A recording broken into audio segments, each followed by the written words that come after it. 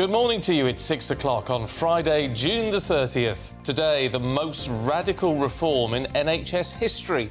Rishi Sunak unveils plans to tackle staff shortages in the health service, and we're going to talk to the Health Secretary later this hour. Prince Harry's lawsuit against the Mirror Group newspapers wraps up. Closing statements are set to finish today. Good women who take hormone replacement therapy have an increased risk of dementia. We'll talk to an expert.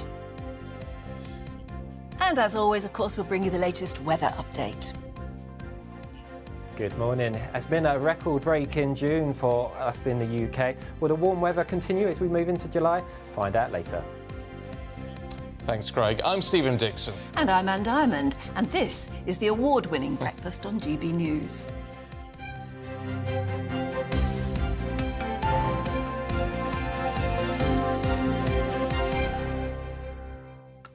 So here it is, Anne. Yes, I know. Well done, everybody, because this is the award, and it's for the whole breakfast team. That's right, through 7 days of the week. And not just us who sit in front of the camera, but the team behind who do a fantastic job. What was it like, though, actually walking up and getting the award? It was a bit of a shocker, actually. Yeah, you weren't expecting it to, so you hadn't prepared a speech? No, I hadn't prepared anything, because I was up for presenter. Yeah. So I thought, well, if I win that one, I know what I'll say. But this one, I thought, oh, we won't get that one. We did. I hadn't realised how much you'd voted. So thank you very much indeed. That is the overwhelmingly brilliant thing, is that for a very new start-up station, I mean, we're still, what, are we 2 years? 2 years, just. Just, yeah. For so many nominees to have come from GB News for a start, I mean, that was overwhelming. But then to win, and for our breakfast show to win, I think, incredibly proud. Yeah. But we're very proud of you for voting, for actually getting off your backsides and doing it. Yeah. Because I tell you what, the others could have and they didn't. No, but it's very odd being on that stage when it was Rob Rinder was presiding. And, I mean, all the big names were there. All the big names were there. And it was just, when you suddenly were on that stage... Was there a gasp? How dare GB News be Yeah, there winning? was a bit of a gasp. I bet there was. There was. It was, I think most of them came from us. What? What? But anyway, to get up there and then stand there and just think, wow. Oh, I better say something now. I can't remember what you did say, actually. No, it was excellent. Was it? Excellent. I don't remember it. I don't know. But it was, no, so it was very, very nice. Very, very nice, and it's a lovely thing because it's been voted for by you. Absolutely. First time ever it's been based purely on what people have voted and not then... People are watching. Well, this is it. See, that's proof, isn't it? Anyway, thank you so much for your votes. We're very, very proud of it. Did you take it home? No, well, because... You weren't allowed to? Well, I could have done, I suppose. I just thought I better hadn't. I would have liked to whipped it back on the train. Yeah. But no, but I didn't. So it's... I think it's going to live on the shelf over there for now. Yes, well, it should do. It should always be there. Always be here. Great. Well done, everybody. Brilliant. Now, let's move on to our main news this morning. The Prime Minister is launching what's been described as the most radical reform of the NHS in its history. Yes, it's a 15-year plan, and the aim is to plug shortages of up to 360,000 staff and save taxpayers £10 billion. Well, the announcement is a welcome distraction for the government after suffering a blow to their Rwanda policy yesterday when the High Court deemed it unlawful. Yeah, so they've got a lot on their plate, but this sounds like good news for the first time in ages. Let's talk to political commentator Alex Petropoulos to find out more. A very good morning to you, Alex. Good morning, good morning. Do you agree? I mean, do you believe it for a start? It's making headlines. It's going to be a radical reform of the way we recruit and look after everybody from auxiliaries to nurses to doctors, and it's going to solve our problems. It sounds good news. Do you agree that it is, or are you sceptical? Well, you know, Rishi has described this as his perhaps biggest proposal, his biggest push through in his time in office, and by the numbers it is, and it looks like there is a lot to be happy about. You know, we're going to be looking at doubling the number of places available for students to go to medical school to become doctors, doubling the number of nursing positions available, and then you're also looking at more reform of what happens when you leave university and when you're transitioning into the NHS, when you're transitioning into these workplace roles, an increase in degree apprenticeships, an increase in nursing apprenticeships and doctor apprenticeships as well. So there looks to be a lot of positives within this deal for long-term positive change. The question is money, though, and we're being told it will save £10 billion, but we know it's going to cost about £28 billion, and we don't know where that money's going to come from, do we? Yeah, and that is always the risk when you put... It's very easy to announce a 15-year-long deal and say, we're doing this long-term change, it's going to be over 15 years, this will do great things. It's very easy to pledge all that money now, and then it's equally as easy for a government later down the line to say, well, you know, we could pull a bit from this pot, force a little bit of more short-term thinking. We've got an election to win after all, so the key will really be in the security of whether this funding is in a secure position, and also, like you said, where this money is going to come from, if it's coming in a sustainable manner. It's interesting as well, you use the term, and they do throughout what we know so far, obviously we haven't had the detail, is this idea of doctor and nurse apprenticeships, which suggests that instead of them accruing enormous bills while going to university for as long as they do, that maybe somewhere along the line they'll be paid while they learn. Yes, yes. And not just... Well, on the one hand, they're even considering cutting down the degree length itself for a medical student from 5 years down to 4 years. There's a consultation on that. We'll see how that pans out.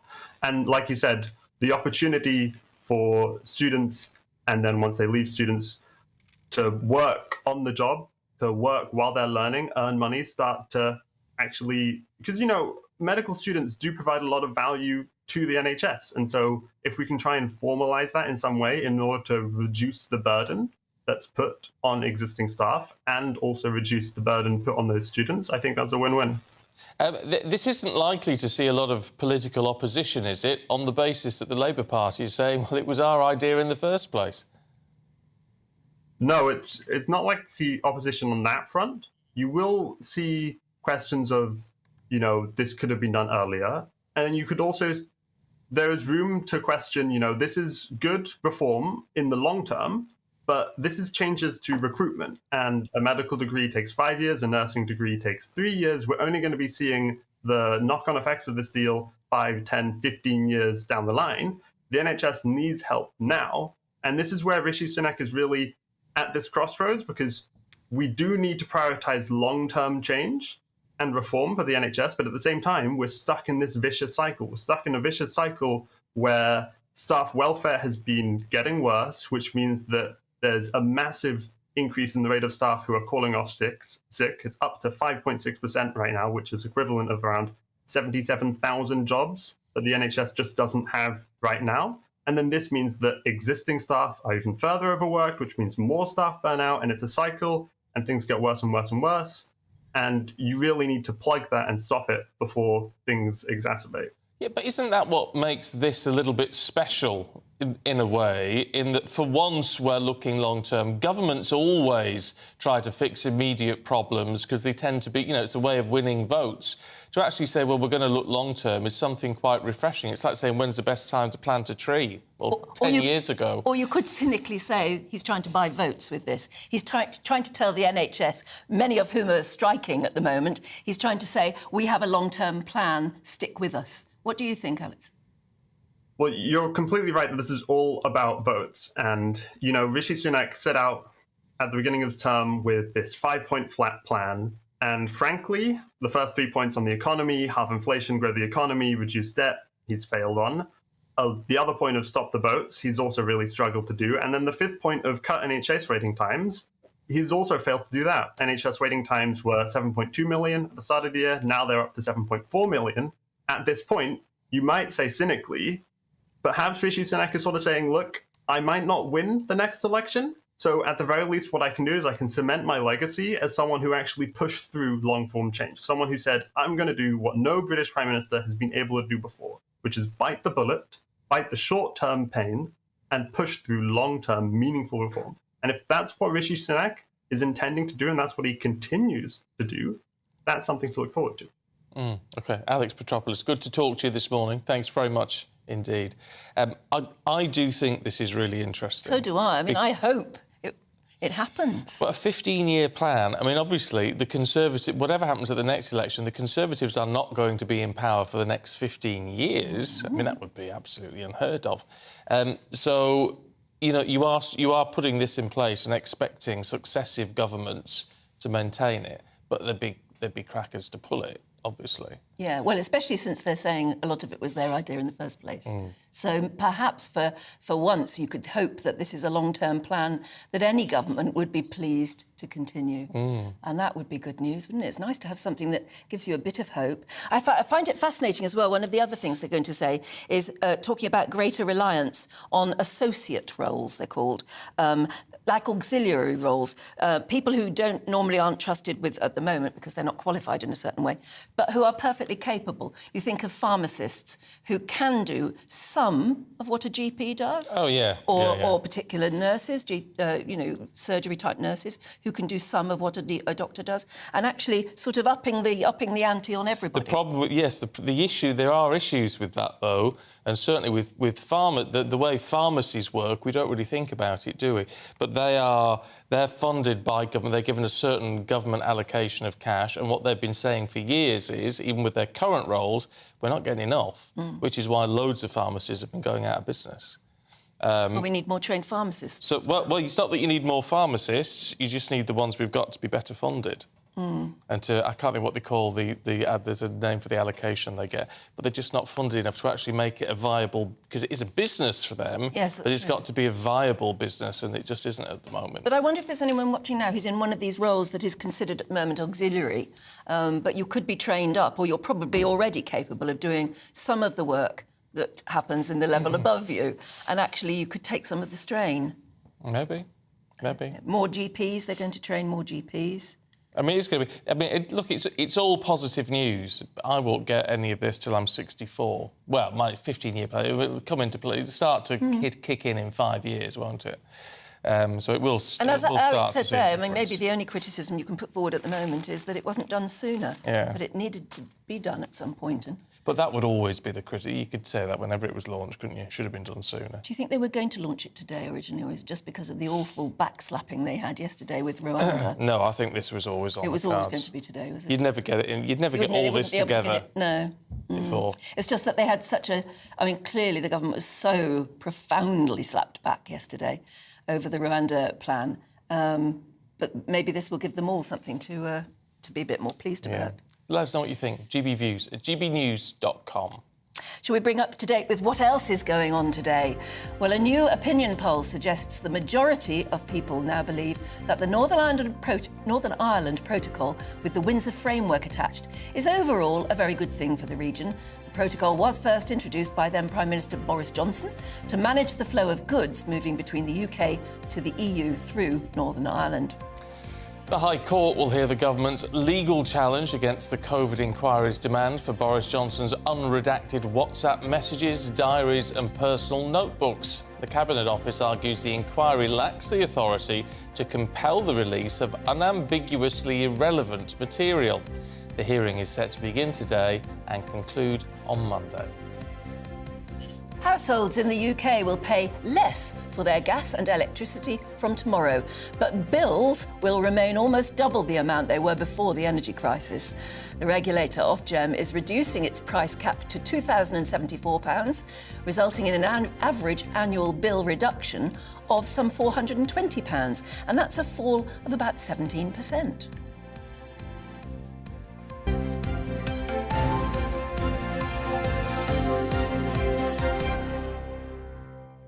I tell you what, I mean, I know it's, as you say, the price is still double what they were from before the whole Ukraine situation.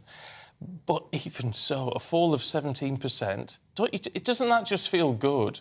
It feels really nice that we are starting to see this change now. And an energy cap of just over £2,000 seems remarkably low all of a sudden, which is crazy. It just feels as though at the moment there's no particular... If you were looking at our welfare and our feel-good, you wouldn't see a graph, would you? It would be a bumpy thing if you... Yeah. It just seems like today's good news, tomorrow's bad news. Oh, yeah. But it's, I don't know, this one, I just think, oh, thank heavens. Thank heavens, because hopefully it'll come down even more by the winter when we're using even more energy. So it could make things a lot easier. Well, I tell you the other thing I want to talk about throughout this morning. Oh, yes. Is Diet Coke. Well, it's not just Diet Coke, it's almost Diet any drink, I think. It's aspartame, and the World Health Organization is apparently going to issue a warning about aspartame, saying it is potentially or probably carcinogenic. And I know it's always been talked about for years and years, whether it's good for you and whether it is carcinogenic. But for the first time, the World Health Organization is apparently, later today, I think, going to announce that there will be a warning about it being possibly or potentially carcinogenic. Would that put you off drinking it? But aren't they saying it's no more carcinogenic than red meat or working at night?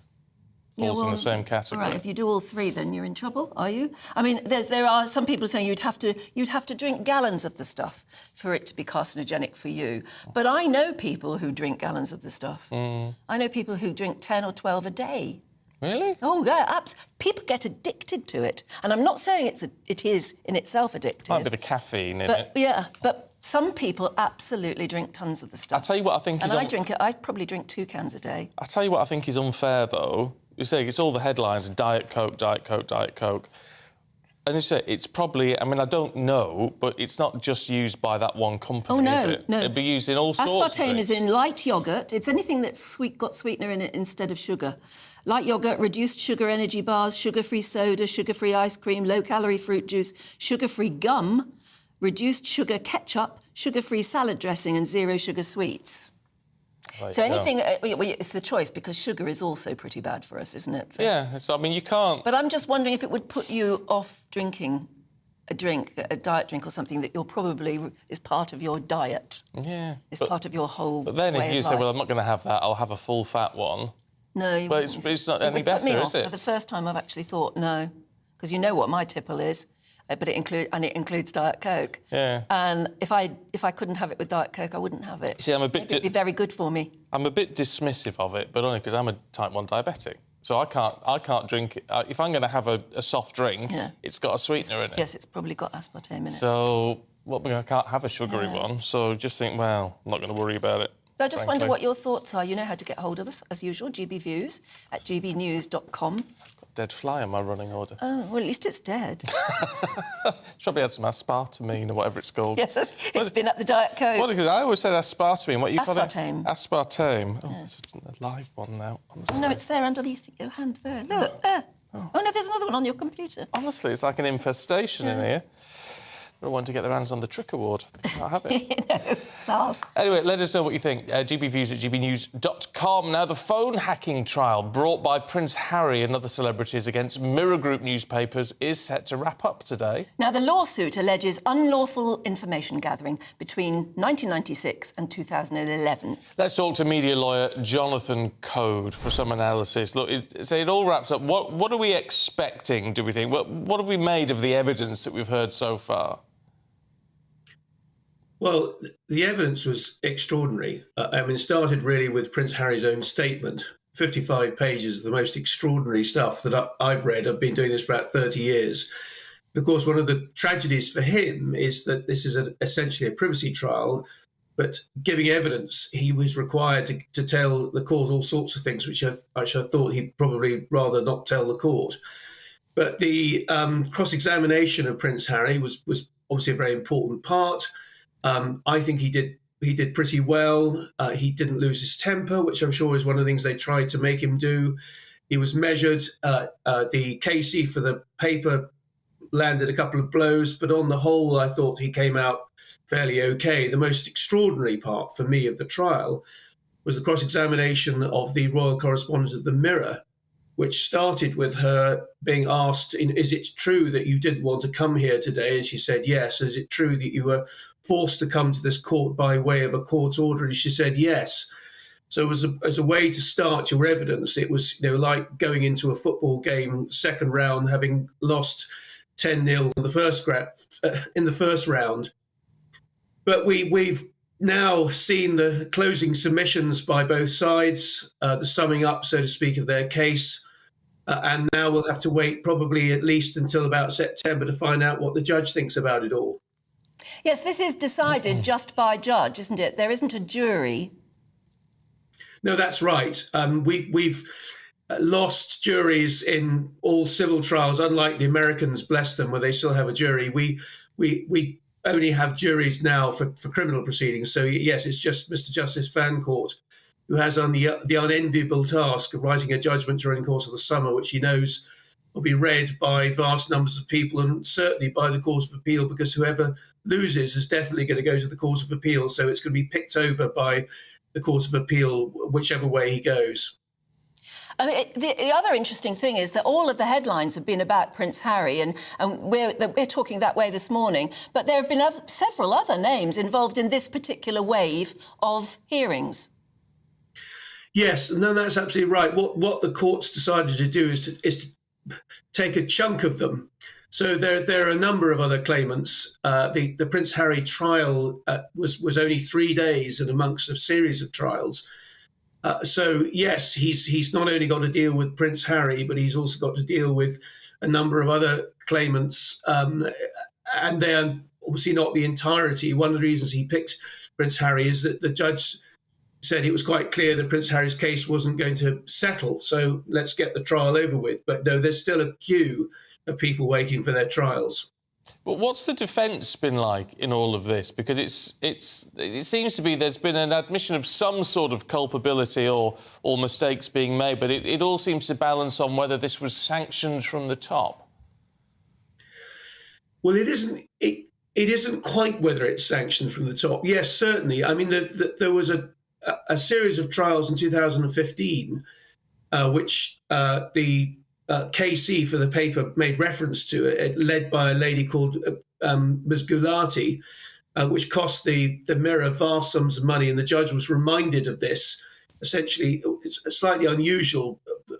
The KC saying, look, we've already had to pay out £100 million for previous wrongdoing. Please remember that. But there's the primary issue for the judge is whether this phone hacking took place. He has noticed, however, that some big names have not been present at the trial, the biggest name being Piers Morgan. Now, one of the things he will probably have to decide is the extent to which knowledge about this alleged wrongdoing went upwards. And he has already made a complaint, effectively, that Piers Morgan's had a lot to say about this in the media, but hasn't turned up to give evidence. So we'll find out whether he thinks that the evidence given by Prince Harry and his team that Piers Morgan must have known about this is evidence he accepts or not. So the closing arguments are today, yes? They'll be interesting. Well, they started yesterday. They'll finish today. And then that will be the end until we get handed down, to use the old-fashioned term, a judgment. Handed down means now it'll appear on a website at 10:30, probably one day in September or October. Then we'll all find out what the judge has thought about it all. Gosh, these things take a long time, don't they? They do, don't they? Jonathan Code, really good to see you. Thank you. It's going to be an interesting one to see. We've got so many hearings going on, haven't we? There's a lot going on. I do sort of think with all of this, as you said, whichever side wins on this, it'll go immediately to appeal. Yeah. I know there's got to be a right of appeal. I understand the need for it. It just seems to be if you've got the money, everything just gets immediately appealed. Well, you think that with the Rwanda case as well. I mean, very clearly, the government is now going to take it to the Supreme Court.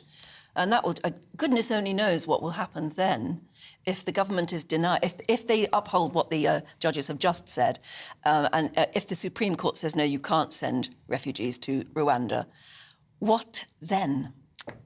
And, even if they say, yes, you can send people to Rwanda, but then is it going to be every single case? Yes. Is then challenged in the courts? It will be. It'll go on, and still there will be people coming in small boats, and still we'll be paying for the ones who are already here, and still the whole problem is unresolved.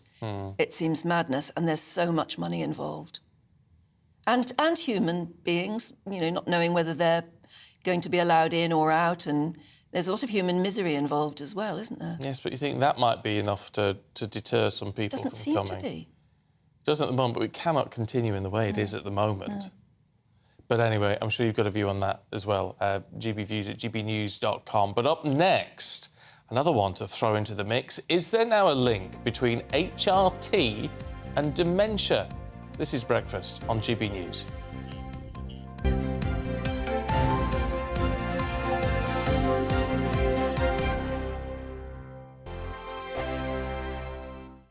First and foremost, I am a GB News fan, and I was before I was working here. Just love the fact that we're asking the questions that a lot of establishment media won't ask. With a bit of a twist, we not only want to inform you, but we want to keep you entertained. It's worth the drive because you get in and the team's all ready and waiting, they're itching to go, and it's a proper little family. GB News is the People's Channel. It's the audience that makes the programme sing. We're giving our viewers and our listeners a voice. I see the thousands of your letters, tweets, emails, you name it, coming in. Britain is broken. How on earth did we get into this mess? But more importantly, how do we get out of it? The establishment had their chance. Now we're here to represent you. It's time for something different. It's time for GB News. I'm very patriotic. I believe in Britain. Our best days lie ahead. Britain's watching. Britain's watching. Join us here on GB News. The People's Channel. Britain's news channel. Nightmare commute? Kick it up a gear with me, Patrick Christie's, at Drive Time, 3 till 6 p.m, Monday to Friday on GB News Radio. You can listen online and on DAB+, on the smart speaker app and on the GB News app. And if you've got an Alexa, all you have to say is, Alexa, play GB News. We're also on TuneIn and the Radio Player apps. From the school run to rush hour, get revved up with me, Patrick Christie's, on GB News and GB News Radio. Westminster is going around in ever-decreasing circles, followed by the media. Britain is broken. How on earth did we get into this mess? But more importantly, how do we get out of it? Join me at 7 p.m, Mondays to Thursdays on Farage, here on GB News. We will have open, rational debate. We've got to work out how Britain moves forward from this. Join us here on GB News, the People's Channel. Britain is watching.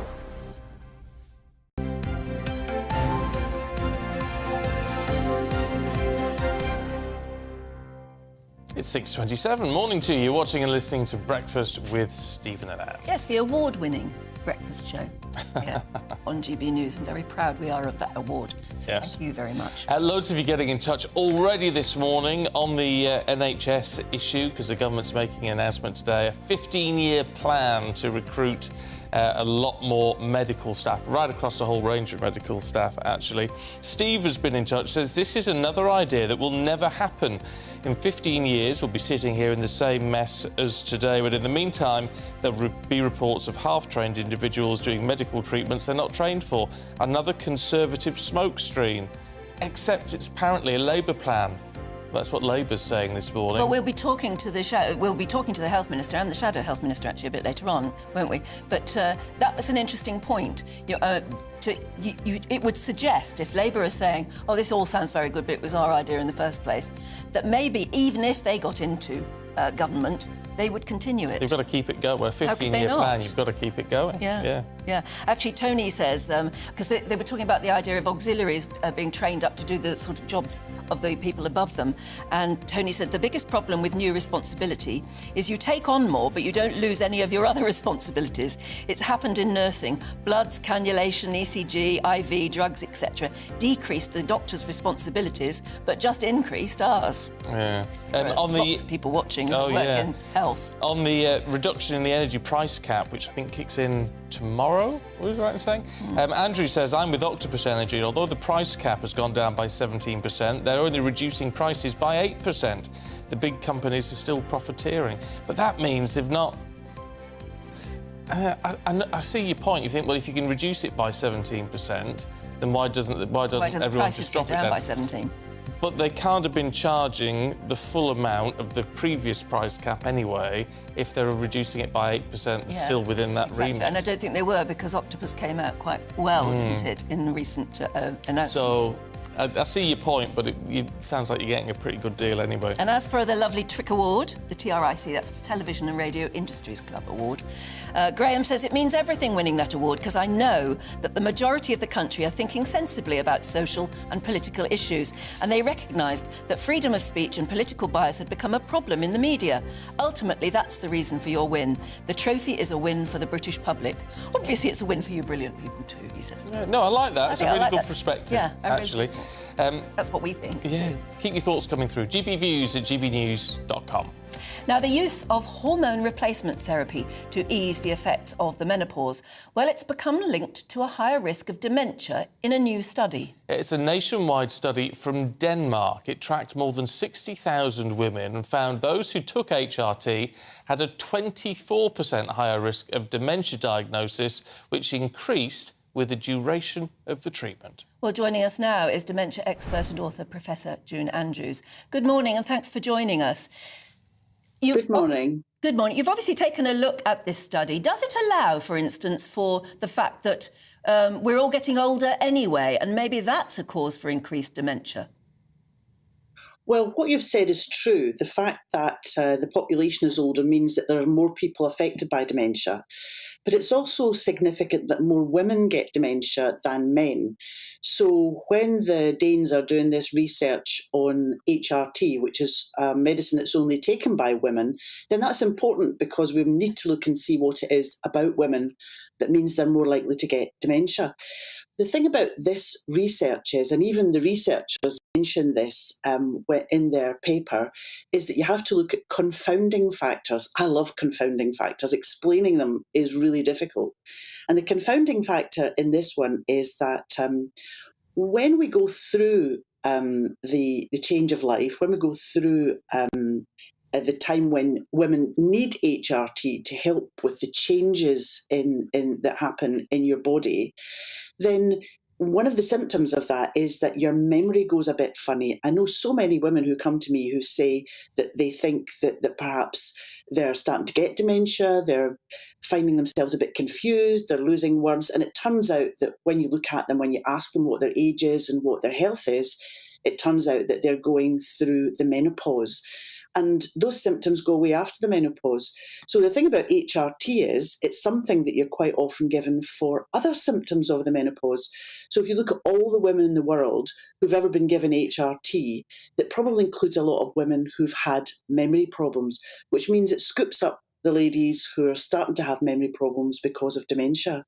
So it's quite hard to explain confounding factors, but the difficulty is that the women who take HRT probably have memory problems caused by the menopause, but that means that the ladies who are having memory problems caused by dementia are in that group as well. So it's not the HRT that is causing the dementia, it's the fact that those ladies with dementia are being found earlier because they're being treated for those other symptoms. I'm sorry, it's really hard to explain, but confounding factors are a real problem in any research that's done about dementia, and research in women is really important.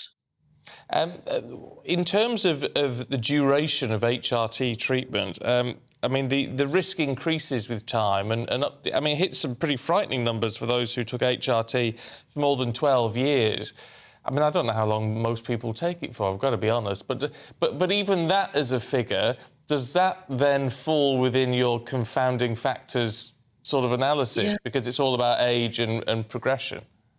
Yes, when you think about it, if I, for example, was having some menopausal symptoms and my GP blessed me with a prescription of HRT, then I might get over those symptoms in a relatively short period of time, a year or two. But if the underlying problem wasn't the change in my hormones, but the underlying problem was the dementia, then I might keep taking the HRT for a long time, thinking that maybe one day it's going to make a difference, but it doesn't, because it wasn't the menopause that was the problem in the first place.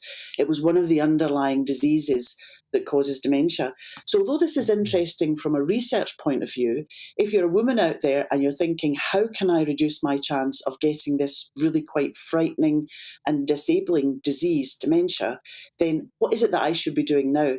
And certainly Whether or not you take HRT probably isn't strongly relevant. There are lots of other things that make a huge difference, where the WHO has already said that it makes a difference. One of those, surprisingly, is treating any hearing loss.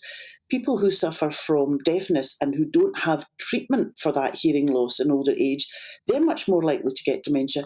And you can see where the logical reason for that might be, where the mechanism might be for that in a way that's not so clear with HRT. Crumbs, you begin to see how complex your job is. Keep it up. Thank you so much for joining us. Thank you. Thank you. Never heard that link before, but no, it sort of makes sense, doesn't it? Yeah, it does. You're deprived of your hearing, or maybe you're deprived of any sense in older age. Aren't you more likely to get frail? Frailty might lead to dementia. Thank goodness they're doing the research. They are, but interesting with this, so if you are on HRT, don't panic, I think would be the thing from Professor Andrews there. Don't panic. And just keep going for now. And don't stop anything without talking to your doctors first. I think that's important to remember. We've got all the news and views from the papers heading your way in just a moment. This is GB News.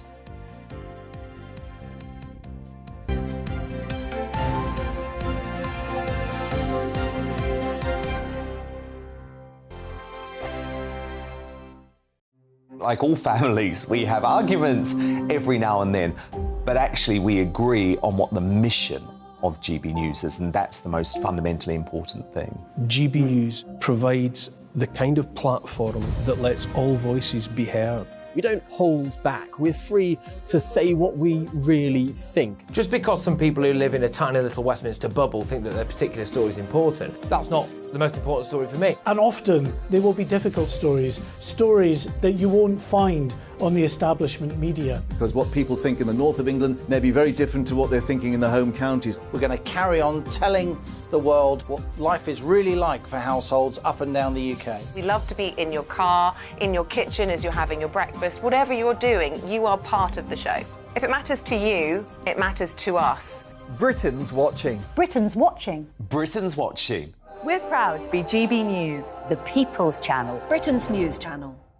Join me, Patrick Christie's, Monday to Friday, 3 till 6. We tackle the day's news agenda like you've never seen before. It's high tempo, high octane, the most controversial topics, and the best guests. You will not be able to take your eyes and ears off it. I'm not afraid to ask the questions that you really want answered. 3 till 6 p.m, Monday to Friday on GB News, the People's Channel, Britain's news channel.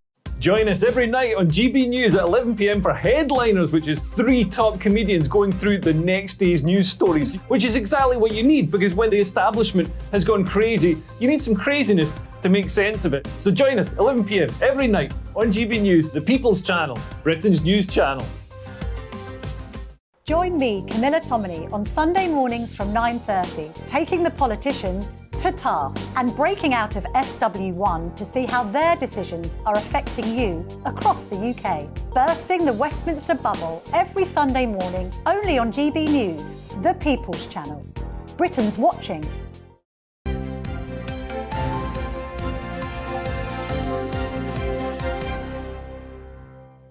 This is Breakfast with Stephen and Anne on your TV, on your radio and online. It's 6:38. So, shall we take a look at today's newspapers? And the Metro says, grounded hog day for Rishi. The judges concluded that Rwanda is not safe for Channel migrants to be sent to. The Mail leads on Rwanda as well. We should decide who comes here, not criminal gangs, their front page says. And it's very big news for the NHS this morning. The Daily Express are leading with Rishi's radical plan to fix the NHS once and for all. Blueprint to boost the NHS workforce by 60,000, says The Times. And does Sir Andy have one more ace up his sleeve? The Telegraph are asking as the double Wimbledon champion warms up ahead of his battle for the big title, because Wimbledon starts this coming week. OK, let's go through those papers now with the author, Nikki Hodgson, and co-founder of the Together Association, Alan Miller. Good to see you both this morning.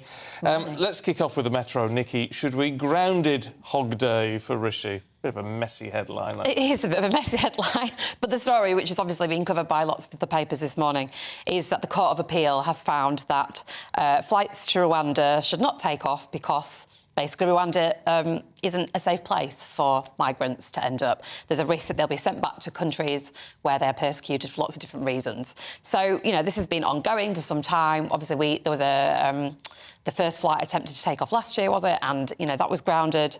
So, yeah, I mean, the problem for Rishi Sunak is that he had made this one of his pledges, you know. He had said that this was a promise, in fact. He called it one of his 5 promises. It's quite interesting that those promises have now been called priorities, the wording changing there slightly. But the priority was to stop the small boats crossing, not to send people to Rwanda. No, but the priority was to deal with that issue, and this was the so-called solution. So, you know, I don't really know where he's going to go from here, to be honest, because, you know, I mean, does he take another legal challenge? What is being proposed by Suella Braverman is that we come out of the European Convention of Human Rights in order to just ignore the court's ruling. I mean, I am very, very against this policy, personally. I mean, lots of people are. The government keeps saying to us it's what the British public want, but actually, the last YouGov poll done, it was fewer than 40% of people that wanted it, so it isn't what the majority of people want. But the people want something done about the small boats and the migrant crisis, don't they? I don't think everybody feels the same about it, Anne. I mean, I think some people feel that we have an immigration problem, but I don't think everybody feels as passionate about stopping the boats, because we don't see it. I personally don't see it as a massive problem. You know, I see the cost of living as a massive problem. I see the cuts to, you know... the cost of keeping illegal migrants in this country before we process them properly, which seems to take a ridiculously long time. Yeah. The cost of that impacts us. But the cost of that is because of the Home Office's backlog of not processing the applications properly, which has been going on for more than 10 years. I mean, to be fair to Suella Braverman, she inherited that from Priti Patel, who inherited that from, you know, way back. Theresa May even was having struggles with that. That isn't a new problem. I think it's interesting because what we see is that I disagree that a lot of people are not concerned with it. If you look around the country, maybe inside London when people are talking, but if you're in the coastal areas and the communities and up and down the country, there are concerns. It's absolutely the case that the Home Office has not been dealing with processing properly. We've got an issue with our public sector and implementing and executing things. I think there's an issue about control, and there's also a discussion, and we don't have control, and the debate about how many and what that means is an important one for everyone. I happen to think often when people come to Britain, they make things better, not worse, but we need to have control, and that's what people want to see. I think the other issue is that when we have legal impediments to political questions, that's a problem, because if you've got pretty much, and I do think there's a lot of support. UK Gov polls are interesting, right, because they often reflect they're self-selecting in who responds to them. But if you try to stop things legally all the time and you get involved legal, the political question of winning over things and having support from the public gets sidelined into being decided by judges, and I think that's problematic. But the whole point of having, judges, but Alan, the whole point of having a separate judiciary to the government is so that the government can't just push anything through. You know, that's what they're there for. They're extremely clever people who go through, you know, documents in minute detail, whereas politicians put forward agendas, things that they think will resonate with people. They do indeed, and that's what's important about politics, winning people over, maybe not the smart people that they keep telling us, that the legal people. I actually find it really offensive that you say people around the country feel this differently, because I'm from Yorkshire. You know, I know what it's like in Bridlington and how people feel about the boats. They don't all feel the same about it. So, you know, just because what people are upset about is the idea that there's something docked, which looks like basically a shanty town that is going to house people in terrible conditions. And, you know, there might be crime as a result of it because it's not a nice place for people to live. People aren't happy about the numbers of people coming over. Some people. That's all I'm saying, some people. Well, it's only a couple of years ago that number was you know, very, very small. Now it's, I mean, I don't know, 30,000 a year or whatever. And sure, but the government is using it as a smokescreen for the poverty they have created in this country. Isn't there a point to the Daily Mail front page there? We should decide who comes here, not criminal gangs. And at the moment, it is the criminal gangs. But you've got criminals operating in all sectors of life, you know, deciding all kinds of things, like the state of drugs in you know, schools. Everything in this country that is bad for people is decided by criminal gangs. Yeah. It doesn't mean we shouldn't do something about it. Of course it doesn't, Anne, but what I'm saying is the government is getting off the hook for their problems they have created with the cost of living and the state of people's lives in Britain by using this as something we should all get really upset about. Well, what we should really get upset about is how they have mismanaged the country for more than 10 years. I don't think it's binary. I think you can have a discussion about the problems of executing things in the public sector and the private sector, and you can say that you've got concerns about control over the borders. They don't have to be mutually exclusive. The point about the legal bars, and it's also similar, we're seeing it on a range of things like the Privilege Committee and in the civil service, is that there seems to be a constant attempt for unelected representatives to limit and stifle what elected representatives done. And people may not like certain things, but the point is that if you win it to the public debate, not necessarily by legal brilliant minds, but politics, that is the most democratic thing. OK, well, look, I'm sure you've got a view on that. GBviews at gbnews.com. You'll have a view on this as well. The Telegraph, Alan, looking at the NHS reform, biggest in its history, it's claimed. It's going to cost a lot of money, but save as well, apparently, 10 billion quid. Yes, well, this is in light of 75th anniversary that's coming up now since 1948 and is lauded as, 2.4 billion investment, several hundred thousand being brought in, hopefully. Over 5 years, we'll see a range of things, including a kind of apprenticeships and also reduced time in study from 5 years to 4 years. So a whole array when we've seen a quite problematic and embarrassing situation for Rishi, which was presented as a safe set of hands only just recently, not actually elected into the position, but kind of pushed in by other peers around him, and seemed like it was very straightforward, his proposals, and then they have all coming back to haunt him, whether it's on inflation and other issues. This question about the NHS is front and centre for everyone in Britain. 7.4 million people on the waiting lists. And backlogs with hundreds of thousands of operations not happening. We all know what's going on as well with GPs. And in the care sector, which we should remember, 40,000 care workers were lost due to the vaccine mandate, which still has not got resolved. This seems like it's a very ambitious plan to address it, but at the same time, the question of implementation and execution is also there. So, you know. Yeah, well, on that note, we've got to leave it there, but we are going to be talking to the Health Secretary very shortly. This is Breakfast.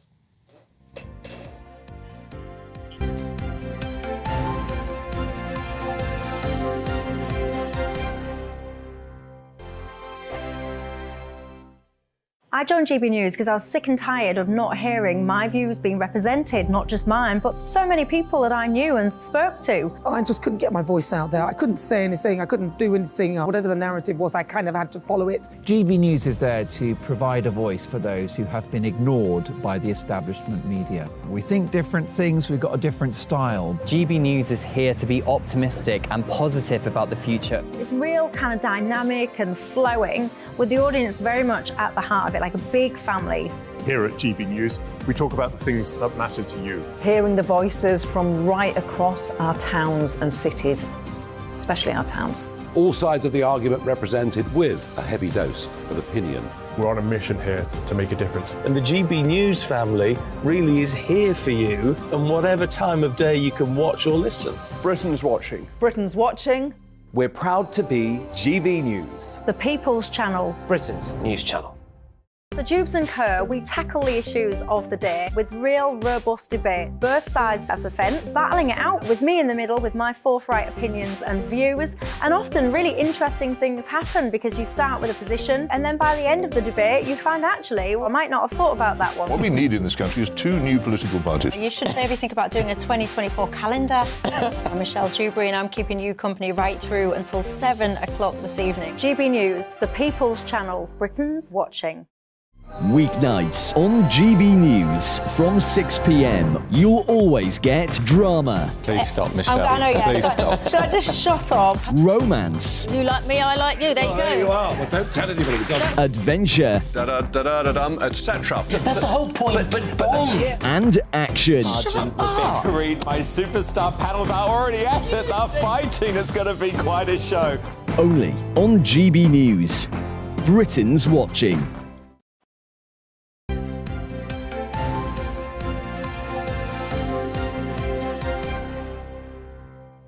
This is Breakfast with Stephen and Anne. Morning to you. On the NHS, we're going to talk to the Health Secretary very shortly. Andy says it's an interesting point. The problem with the NHS is the way it's managed.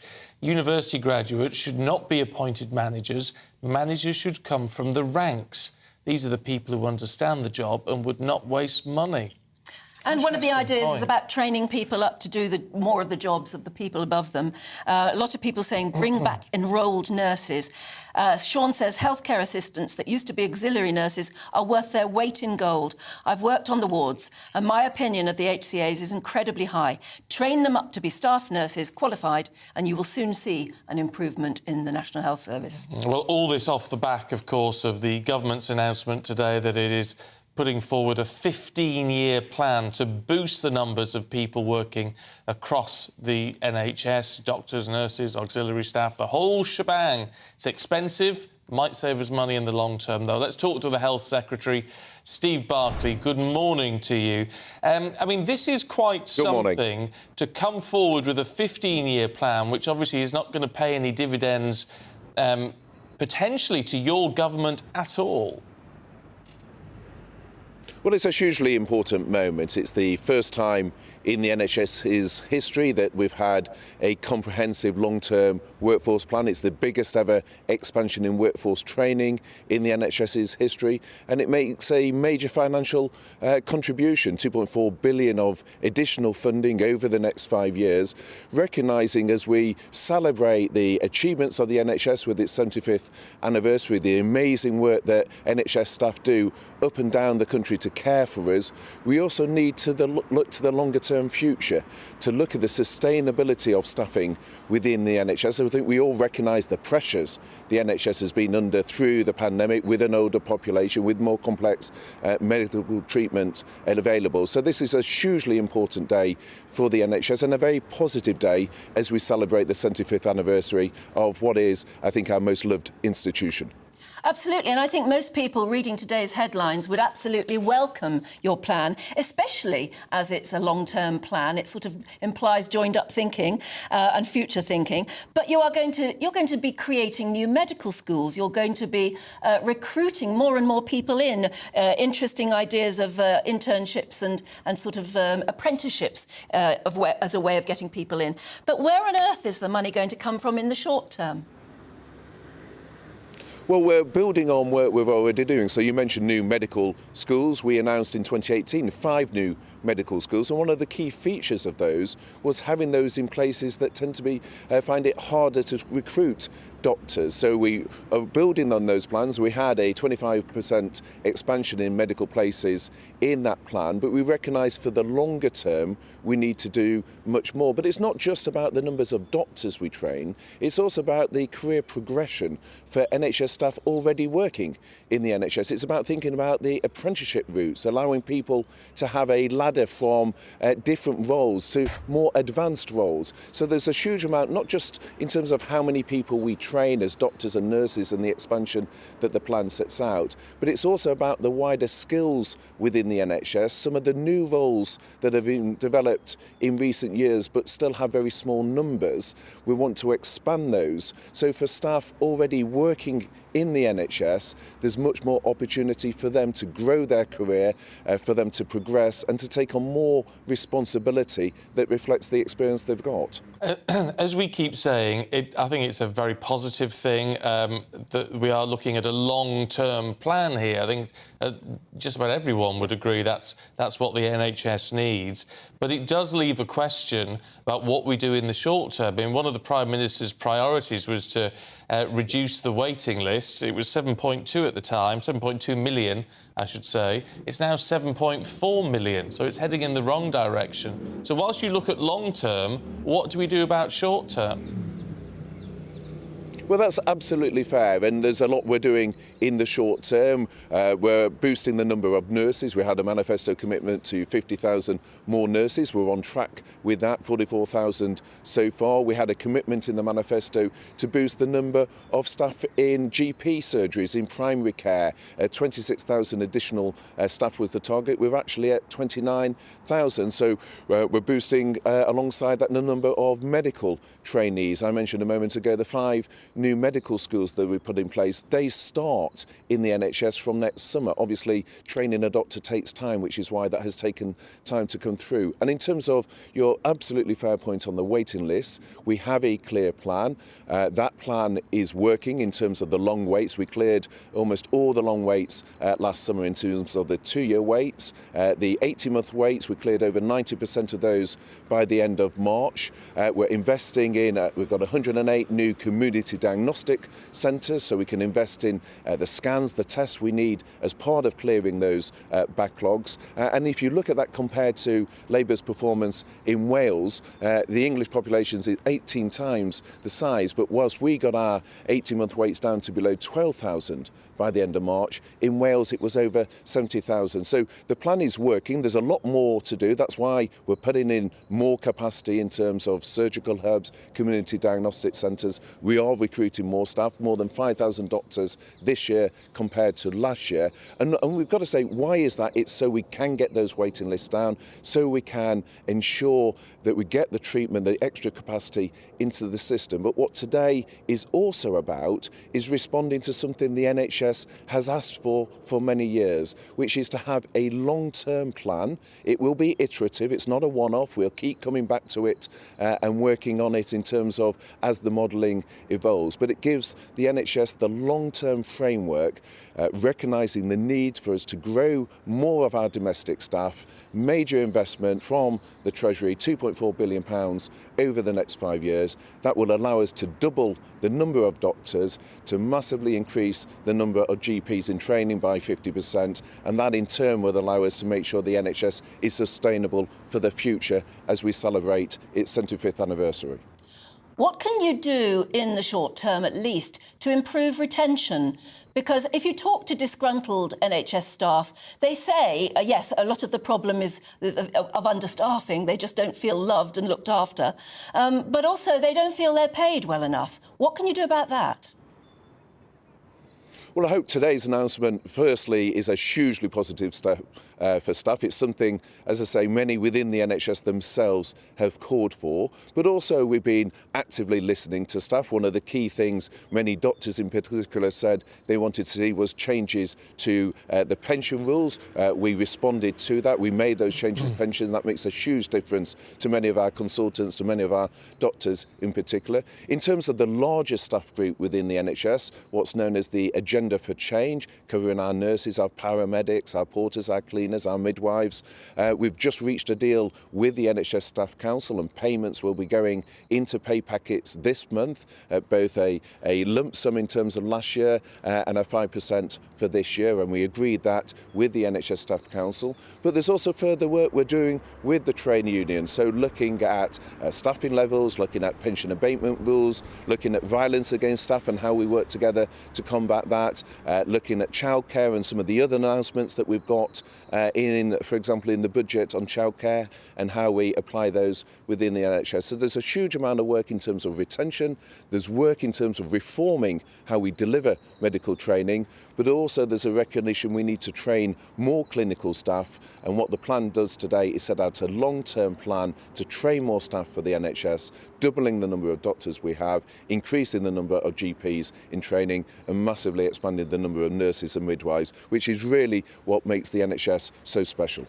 OK. Steve Barclay, really good to talk to you this morning. Thank you very much indeed. Thank you. Love to know what you think about that. Loads of views coming through already, but we'll run through loads more of those a little bit later on. I think a lot of you might be quite pleased at least the degree element of this is being reduced. A lot of you have said in many of your emails already this morning you'd like the degree aspect to go altogether. Just get more people training on the job. Let us know what you think. We're back with the top stories very shortly. First, though, here's your weather. Good morning. Welcome to your GB News weather forecast from the Met Office. I'm Craig Snell. We're looking ahead to today. A bright start for some of us in the east, but rain already in the west, and that will spread its way across many parts of the country as we go through the course of the day. And it's all down to this area low pressure, which is really dominating a lot of the Atlantic at the moment, and that will actually edge its way even closer as we go through towards the weekend. High pressure not too far away in the south, however, so here as we go into the weekend it may well turn a little bit dry. But for the here and now, some brightness in the east to start off with. But out towards the west, you can see this area of cloud and rain. Most persistent across Northern Ireland and Scotland, could turn heavy here for a time. And maybe the far southeast could just hang on to some brightness as we go into the afternoon. So if we do see that, highs here reaching around 21, 22 degrees, but elsewhere, more typical for the time of year, between around 16 to 19 degrees. Into the evening, very little change, still the risk of some further heavy rain across parts of Northern Ireland and Scotland. England and Wales, the rain a little bit more patchy, but for most of us, it'll be a fairly cloudy picture, and with winds generally coming in from the southwest. Actually, it'll be a warmer night than the night just gone. Maybe a little bit uncomfortable for some of us, especially in the south, with temperatures not much lower than around 16 or 17 degrees. But that humidity will quickly be replaced by some fresher air as we go into Saturday. The overnight rain moving away from the east as we approach midday. And for most of us in the afternoon, plenty of sunshine. Still some showers across the north, and these will be quite frequent and being blown in on a fairly strong wind. Could see some coastal gales for Scotland, and that will make it feel fairly fresh here. Temperatures not much higher than around 14 or 15 degrees. In the south, around typical for the time of year, so around 22, 23 for London, for example. And very little changes as we go into Sunday and Monday. A north-south split, quite wet and windy at times across the far north of Scotland. Elsewhere, sunny spells and a few showers, and temperatures on the whole around average.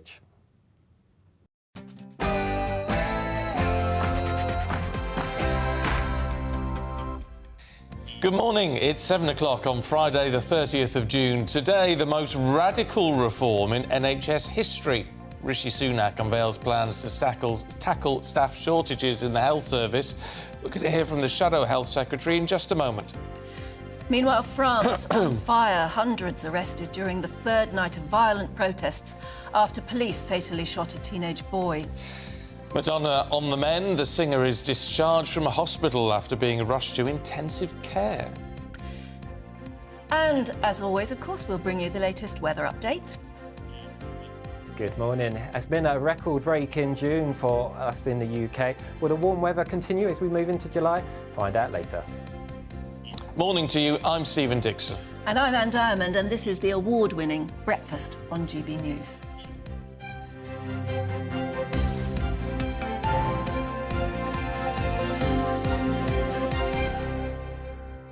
So let's kick straight off with the Prime Minister launching what's been described as the most radical reform of the NHS in its history.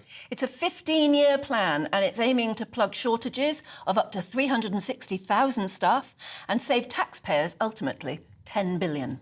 Well, it's a welcome distraction for the government after suffering a blow to their Rwanda policy yesterday, where the High Court deemed it unlawful. And just a few minutes ago, we spoke to the Health Secretary, Steve Barclay, about it.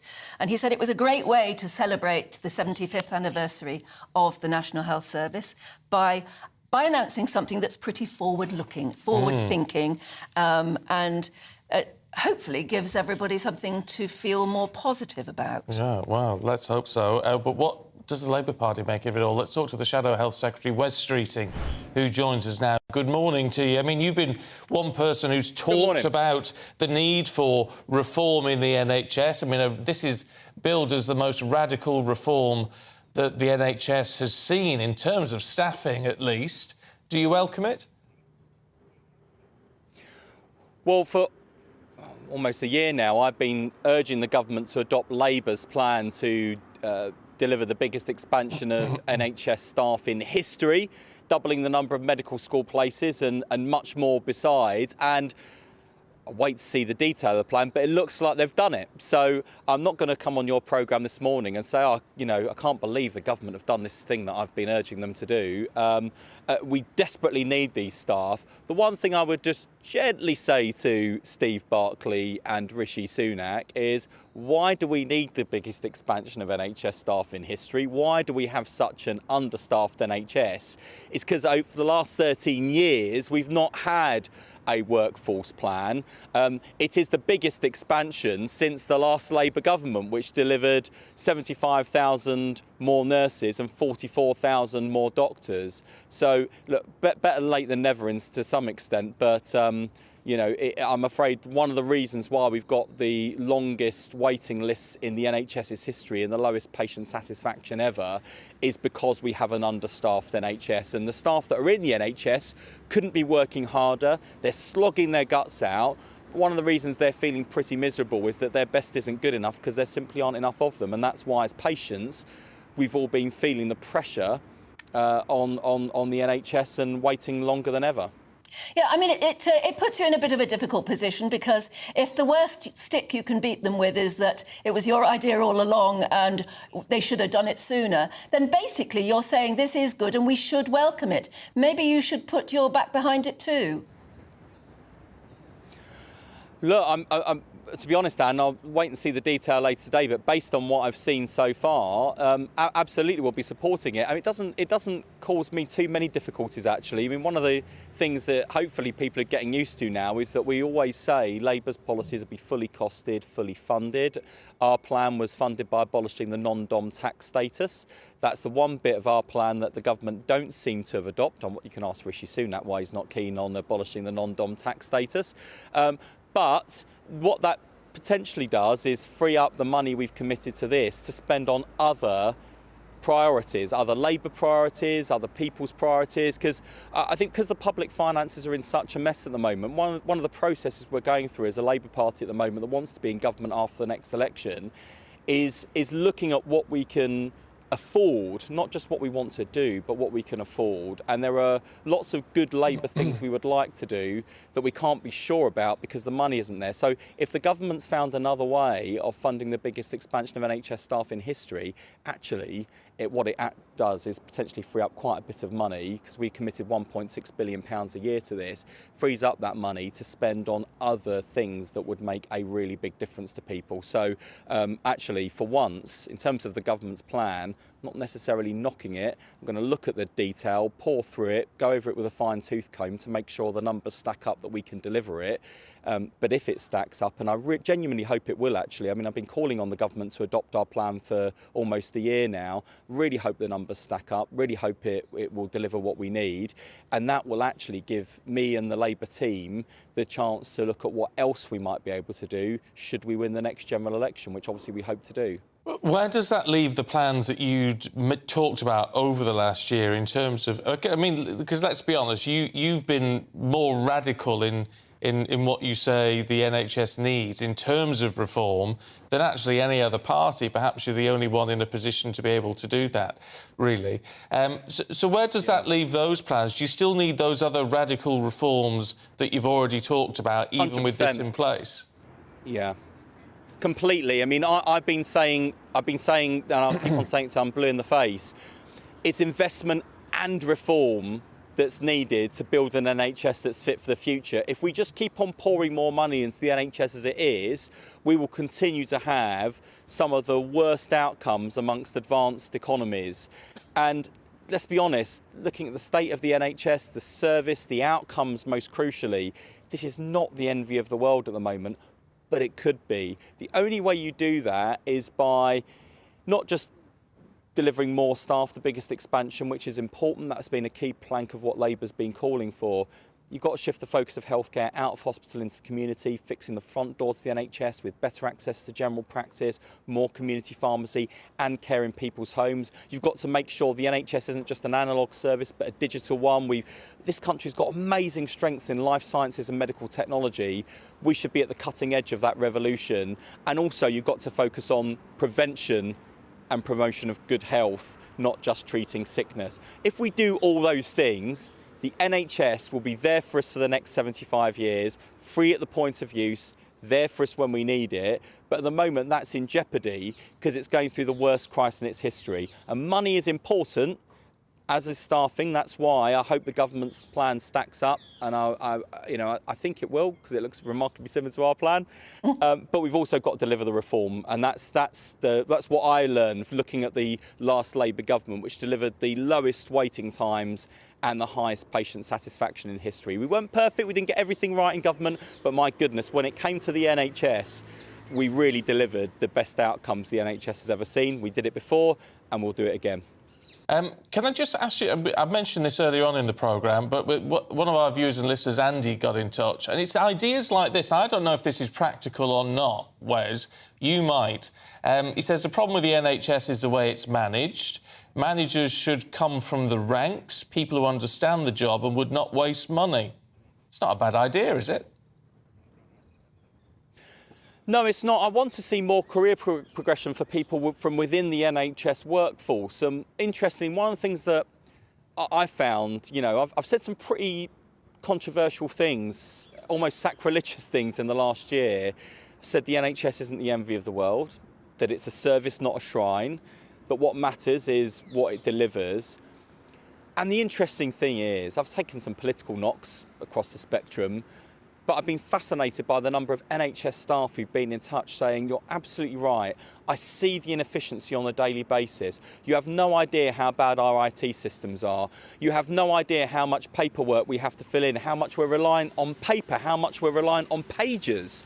And the people who understand the NHS best are the people who work in it. And they know that it needs to change, and not with a big top-down reorganisation and some of the mistakes that this government's made in the last 13 years, but those practical changes to the everyday practices that NHS staff are lumbered with. And, you know, patients can see it too. How many of us have had those letters through the post telling us about an appointment that was cancelled, that was the day before, and we'd already turned up and it wasn't happening. I myself turned up to receive scan results, only to be told they weren't ready. There's so much of that waste and inefficiency on a daily basis. It's not the fault of the staff, it is the fault of the creaking bureaucracy, and we've got to shake it up. And actually, some of my biggest supporters on that are the people who work in the NHS, because they see it on a daily basis.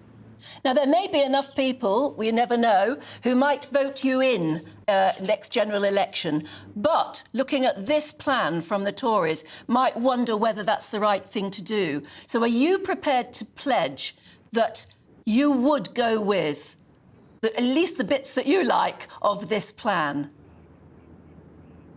Yeah, I mean, and I'm going to look at the detail of the plan today. But as I say, it looks very much like our plan. And I'm not going to... I've literally spent the last year pretty much saying, adopt Labour's plan, we'll cheer you on. Well, it looks like they've adopted Labour's plan. So I'm not going to knock them for doing that. I'm going to have a closer look at the numbers and the detail today, but this looks to me to be broadly, if not in some cases, literally in exactly the same place as Labour.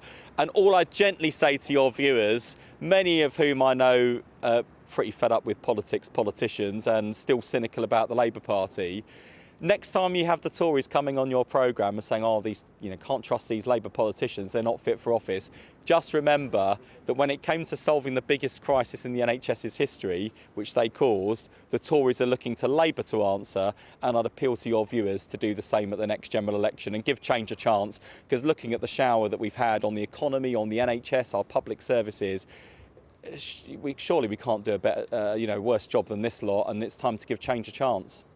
Wes Streeting, as always, it's good to talk to you. Thank you. Thanks very much indeed. Well, Thanks very much. Busy writing notes during all of that was Charlie Rowley, former special advisor to Michael Gove. Good morning. Your eagle eye. I am. He's really impressive, though, Wes Streeting, isn't he? Well, it was incredible, actually. It was a very candid interview by a politician, which I think the public do respect and do want to see more of, because he was very open about the challenges that everybody understands in the NHS, the bureaucracy, the backlogs, where the money comes from. And it was very open. And, that's where you can agree. And I think that's the kind of politics that people actually appreciate a bit more, when you can be open about some of the challenges that we really do face. So it was a good interview. I mean, what do you make of actually what he had to say? I mean, the fact that essentially this is a Labour plan that the Tories have adopted, so, you know, it looks like they'll support it. Well, that was my slight sort of... I did have a smile on my face because, I'm sure Wes and everybody would like to think it's an adopted Labour plan. I'm not entirely sure that the Health Secretary has been following Wes's media career all that closely. I think, the Health Secretary and the Prime Minister have been working diligently on this for probably over a year since COVID to make sure that they can address the challenges of the future. And the next 15 years, this is a long-term plan to get more doctors and nurses, more midwives, more dentists, into the NHS. Yeah, I mean, they do. It does appear, from just their bullet points that we've seen at the moment, it does appear that they have listened to people within the workforce of the NHS itself. Because when we speak to them, they're saying these things. How about apprenticeships? How about auxiliary jobs? How about going back to the old-fashioned way of doing things?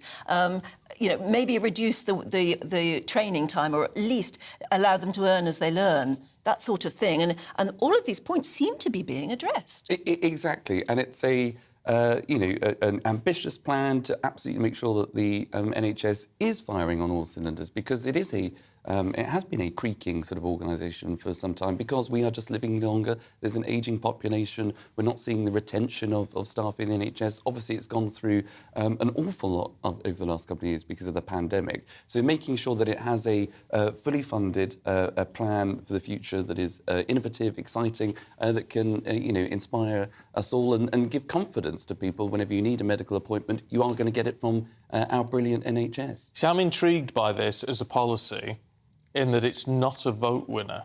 It would be a vote winner for Labour, because they would say, well, if you vote us in, we would, we've got a 10, 15-year plan that we would implement.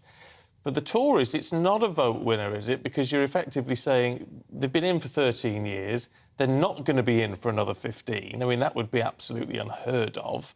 So they're saying, well, we've got a plan that we're going to put in here, regardless of whoever is running the country. It almost seems like a legacy, and it's impressive, but it almost seems like a legacy statement than a vote winner. Well, the thing that I would say, and what sort of was interesting about Wes's interview, just on that point, is that, look, you can only have a strong NHS, and you can only have the investment, and you can only have the reforms if you have a strong economy. Now, people will remember 2010 when the Conservatives came in with a coalition under the Liberal Democrats because the economy had crashed under Labour. So tough decisions were taken under David Cameron and George Osborne when it came to austerity and tax and cuts in public spending. But the NHS was a ring-fenced budget back in 2010. It received year-on-year cash injections to make sure that the health service was protected. But you can only have these kind of reforms and implement them properly if you have a strong economy. So the two go hand in hand with the Prime Minister's 5 priorities, which we know about, sort of halving inflation, cutting the debt, growing the economy, and cutting the backlog in the NHS, as well as stopping the small boats. But the investment in the NHS and this long-term plan is what we're all celebrating, and I'm glad Wes and the Labour Party are on board with it. But you can only have that if you have a strong economy, and that's where the Tories, I do think, people will come back round to saying that they are the party that can manage the economy best. But the Prime Minister's failing on those pledges. I mean, even look at the NHS figures, the waiting list gone from 7.2 to 7.4 million. And a lot of that is on the back of COVID. Not entirely. You can't say COVID was just the absolute answer to why there is a backlog. But we're an ageing population. It has been held up by bureaucracy, which Wes was absolutely right to articulate. So making sure that all these reforms can come together, that everybody on a cross-party basis can agree on, I think would just be good for patients and good for the country. You see, government after government all say, over the last 20-odd years, more than that, say we put record amounts of money into the NHS. But that doesn't address the problem that some of that money just goes down the drain because the systems are so bad. There is such enormous wastage. And I haven't read anything yet in what Steve Barclay's announced today that's addressing the system. Again and again you hear there are too many top managers who don't know what they're doing, that sort of thing. I don't see that being addressed yet.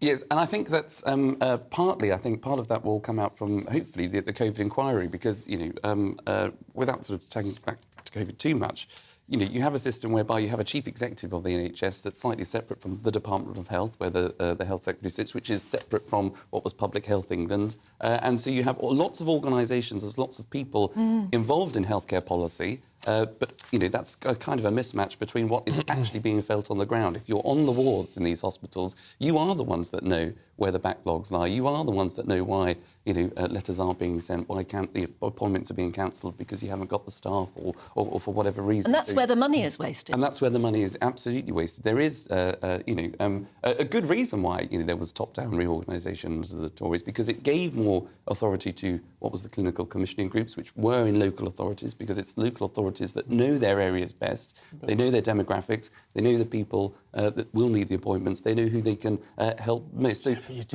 I deal with CCGs all the time, and they're an absolute blooming nightmare. CCGs being? Clinical commissioning groups. and they're a blooming nightmare. Well, I haven't had the day-to-day experience, I have to say, but you would hope under these reforms that because of the retention Well, that's of staff, the only thing that investment worries in me, the- is this still asks us to trust that they are addressing these issues.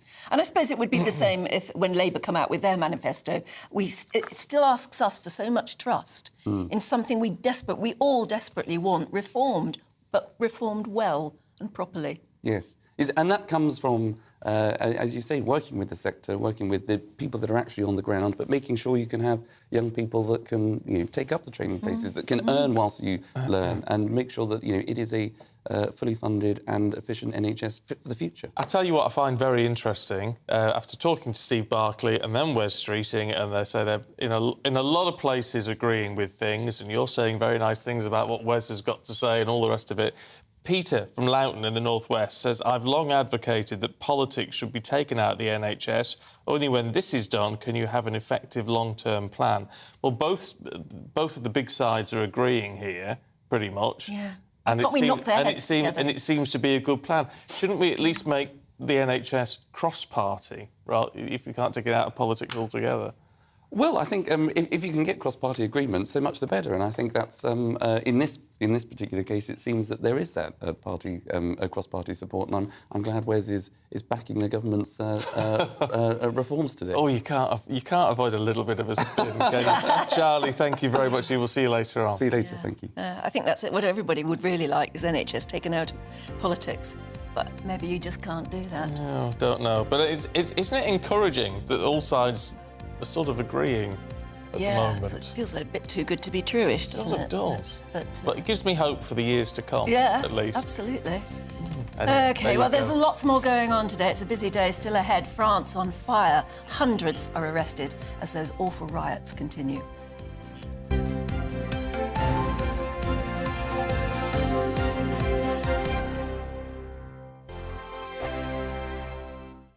First and foremost, I am a GB News fan, and I was before I was working here. Just love the fact that we're asking the questions that a lot of establishment media won't ask. With a bit of a twist, we not only want to inform you, but we want to keep you entertained. It's worth the drive because you get in and the team's all ready and waiting, they're itching to go, and it's a proper little family. GB News is the People's Channel. It's the audience that makes the programme sing. We're giving our viewers and our listeners a voice. I see the thousands of your letters, tweets, emails, you name it, coming in. Britain is broken.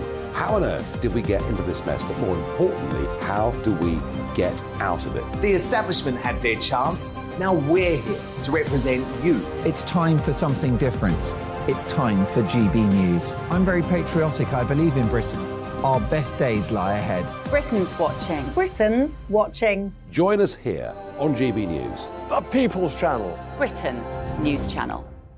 Join me, Patrick Christie's, Monday to Friday, 3 till 6. We tackle the day's news agenda like you've never seen before. It's high tempo, high octane, the most controversial topics, and the best guests. You will not be able to take your eyes and ears off it. I'm not afraid to ask the questions that you really want answered. 3 till 6 p.m, Monday to Friday on GB News, the People's Channel, Britain's news channel. I'm Andrew Doyle. Join me at 7 o'clock every Sunday night for Free Speech Nation, the show where I tackle the week's biggest stories in politics and current affairs with the help of my 2 comedian panellists and a variety of special guests. Free Speech Nation, Sunday nights from 7 on GB News, the People's Channel, Britain's news channel. GB News has its own late-night paper preview show, Headliners, where comedians take you through the next day's top news stories. You don't have to bother reading the newspaper, we've got it covered for you. Headliners, every night at 11 p.m, and repeated every morning at 5 a.m. We won't send you to sleep like some of the other paper review shows out there. GB News, the People's Channel, Britain's news channel. Join me, Camilla Tominey, on Sunday mornings from 9:30, taking the politicians to task and breaking out of SW1 to see how their decisions are affecting you across the UK. Bursting the Westminster bubble every Sunday morning, only on GB News, the People's Channel. Britain's watching. Every Sunday from 11, join Michael Portillo. There'll be topical discussion, looking at the week before and the week to come. So kick back and relax at 11 a.m. on Sundays on GB News with me, Michael Portillo. GB News, the People's Channel, Britain's news channel. What you get for breakfast is something that, if we do our jobs right, you will wake up to news that you didn't know the night before. It's a conversation. It's not just me and Eamon. We want to get to know you, and we want you to get to know us. From 6, it's Breakfast with Eamon and Isabel. Monday to Thursdays on GB News, Britain's news channel.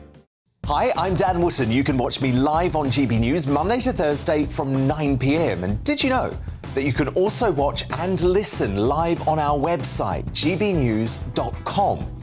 You'll always be up to date on the latest breaking news, as well as enjoying the best stories, opinions and shows. You can even join the debate under our live player as you're watching. So head straight to gbnews.com on TV, radio and online. GB News, Britain's news channel.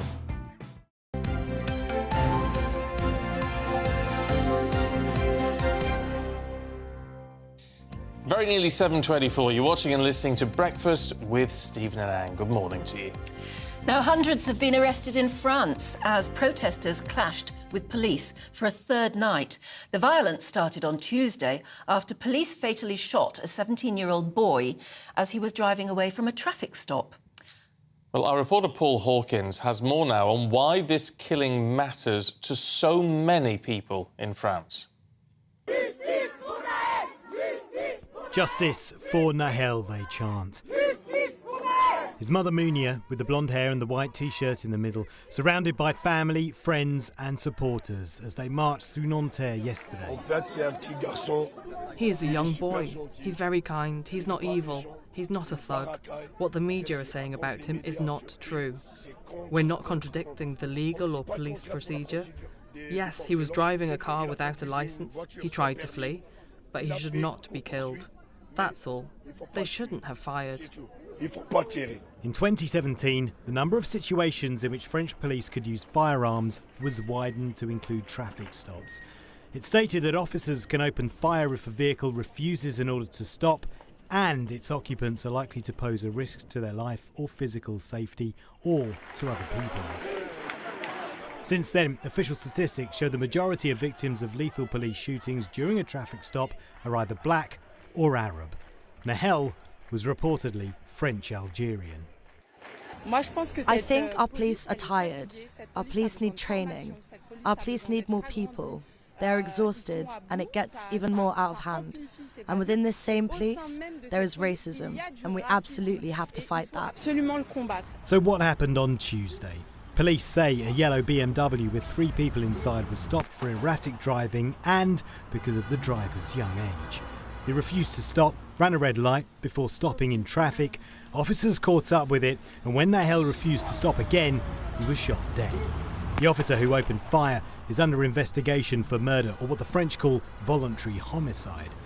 Nanterre's prosecutor has already called the killing unlawful. The question is, was the use of force proportionate? The police investigation continues. But this is another George Floyd moment for France, another police killing.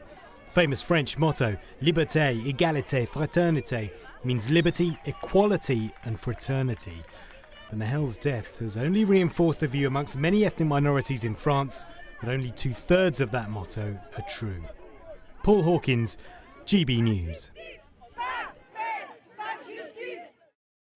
My goodness, things have been getting really awful in Paris. Yes, we'll keep you up to date with that. Of course, loads of you getting in touch on the NHS.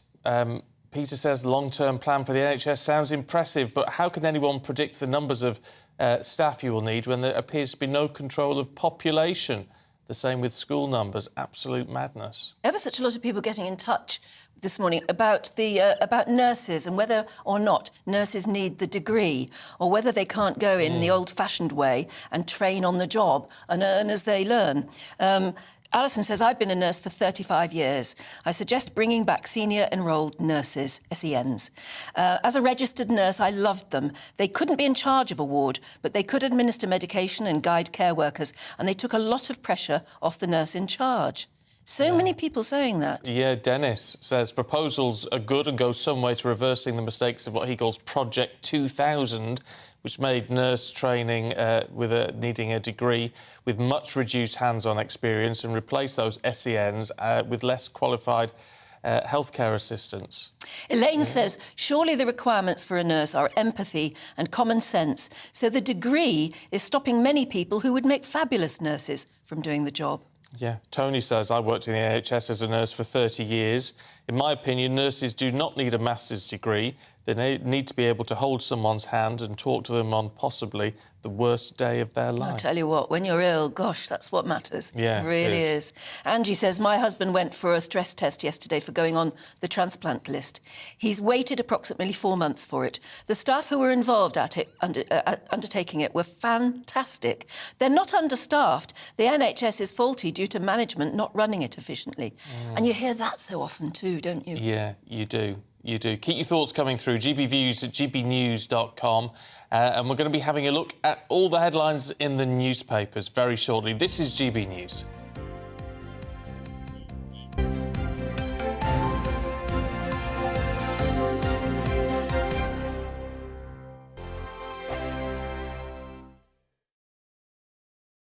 Like all families, we have arguments every now and then, but actually we agree on what the mission of GB News is, and that's the most fundamentally important thing. GB News provides the kind of platform that lets all voices be heard. We don't hold back. We're free to say what we really think. Just because some people who live in a tiny little Westminster bubble think that their particular story is important, that's not the most important story for me. And often they will be difficult stories, stories that you won't find on the establishment media. Because what people think in the north of England may be very different to what they're thinking in the home counties. We're going to carry on telling the world what life is really like for households up and down the UK. We love to be in your car, in your kitchen as you're having your breakfast. Whatever you're doing, you are part of the show.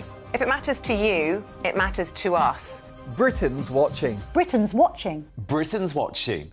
We're proud to be GB News, the People's Channel. Britain's news channel. Monday to Thursday, 9 p.m. till 11 p.m. Join me, Dan Wootton. I'll bring you the sharpest takes and hottest debates. Do you not believe in prisons? I don't believe in prisons. I'm completely stunned. I guarantee you there'll be no spin, no bias, no censorship. I actually was personally quite offended by it. And no reason to go to bed. So I guess they've always been quite woke. That's Dan Wootton tonight on TV, radio and online. Monday to Thursday from 9 p.m. till 11 p.m. on GB News. The People's Channel. Britain's news channel. Nightmare commute. Kick it up a gear with me, Patrick Christie's, at drive time, 3 till 6 p.m, Monday to Friday on GB News Radio. You can listen online and on DAB+, on the smart speaker app and on the GB News app. And if you've got an Alexa, all you have to say is, Alexa, play GB News. We're also on TuneIn and the Radio Player apps. From the school run to rush hour, get revved up with me, Patrick Christie's, on GB News and GB News Radio.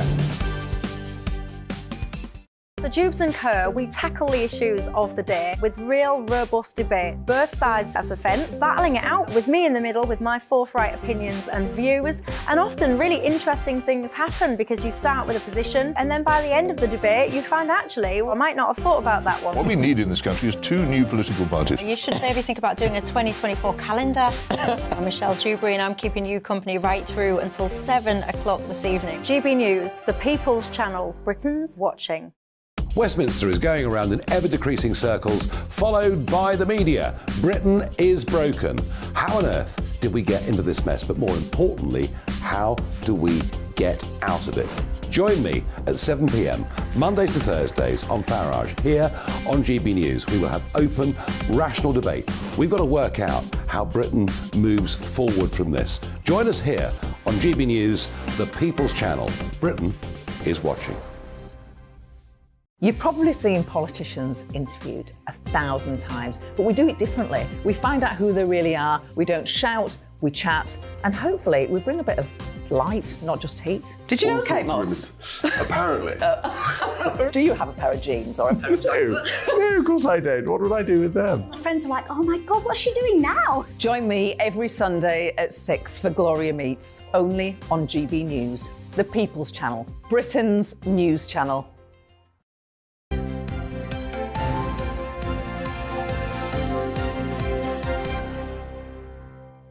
7:32, good morning to you, watching and listening to Breakfast with Stephen and Anne. Yeah, just want to show off the award again. You're loving that, aren't you? Well, I am. I think we should be very proud of it.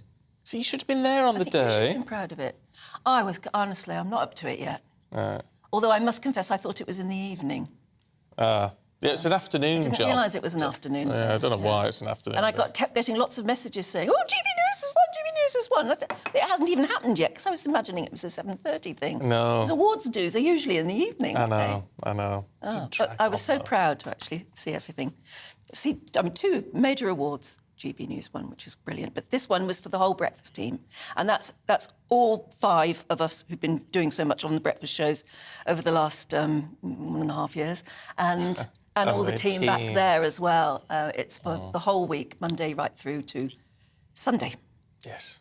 So That's it's good. ours, yeah. It is ours. Let's look at what's in the papers for you. Grounded hog day for Rishi, says the Metro. As judges said, Rwanda is not safe for Channel migrants to be sent to. The Daily Mail lead as well on the Rwanda court ruling. We should decide who comes here, not criminal gangs, their front page says. Big news for the NHS this morning. The Express has Rishi's radical plan to fix the NHS once and for all. And it's a blueprint to boost NHS workforce by some 200,000, the Times says. And does Sir Andy have one more ace up his sleeve? Asked the Telegraph, as the double Wimbledon champion warms up ahead of his battle for the big title. Yeah. No is the answer to that one. We'll just put you out your misery. Oh, don't say that. There is always hope.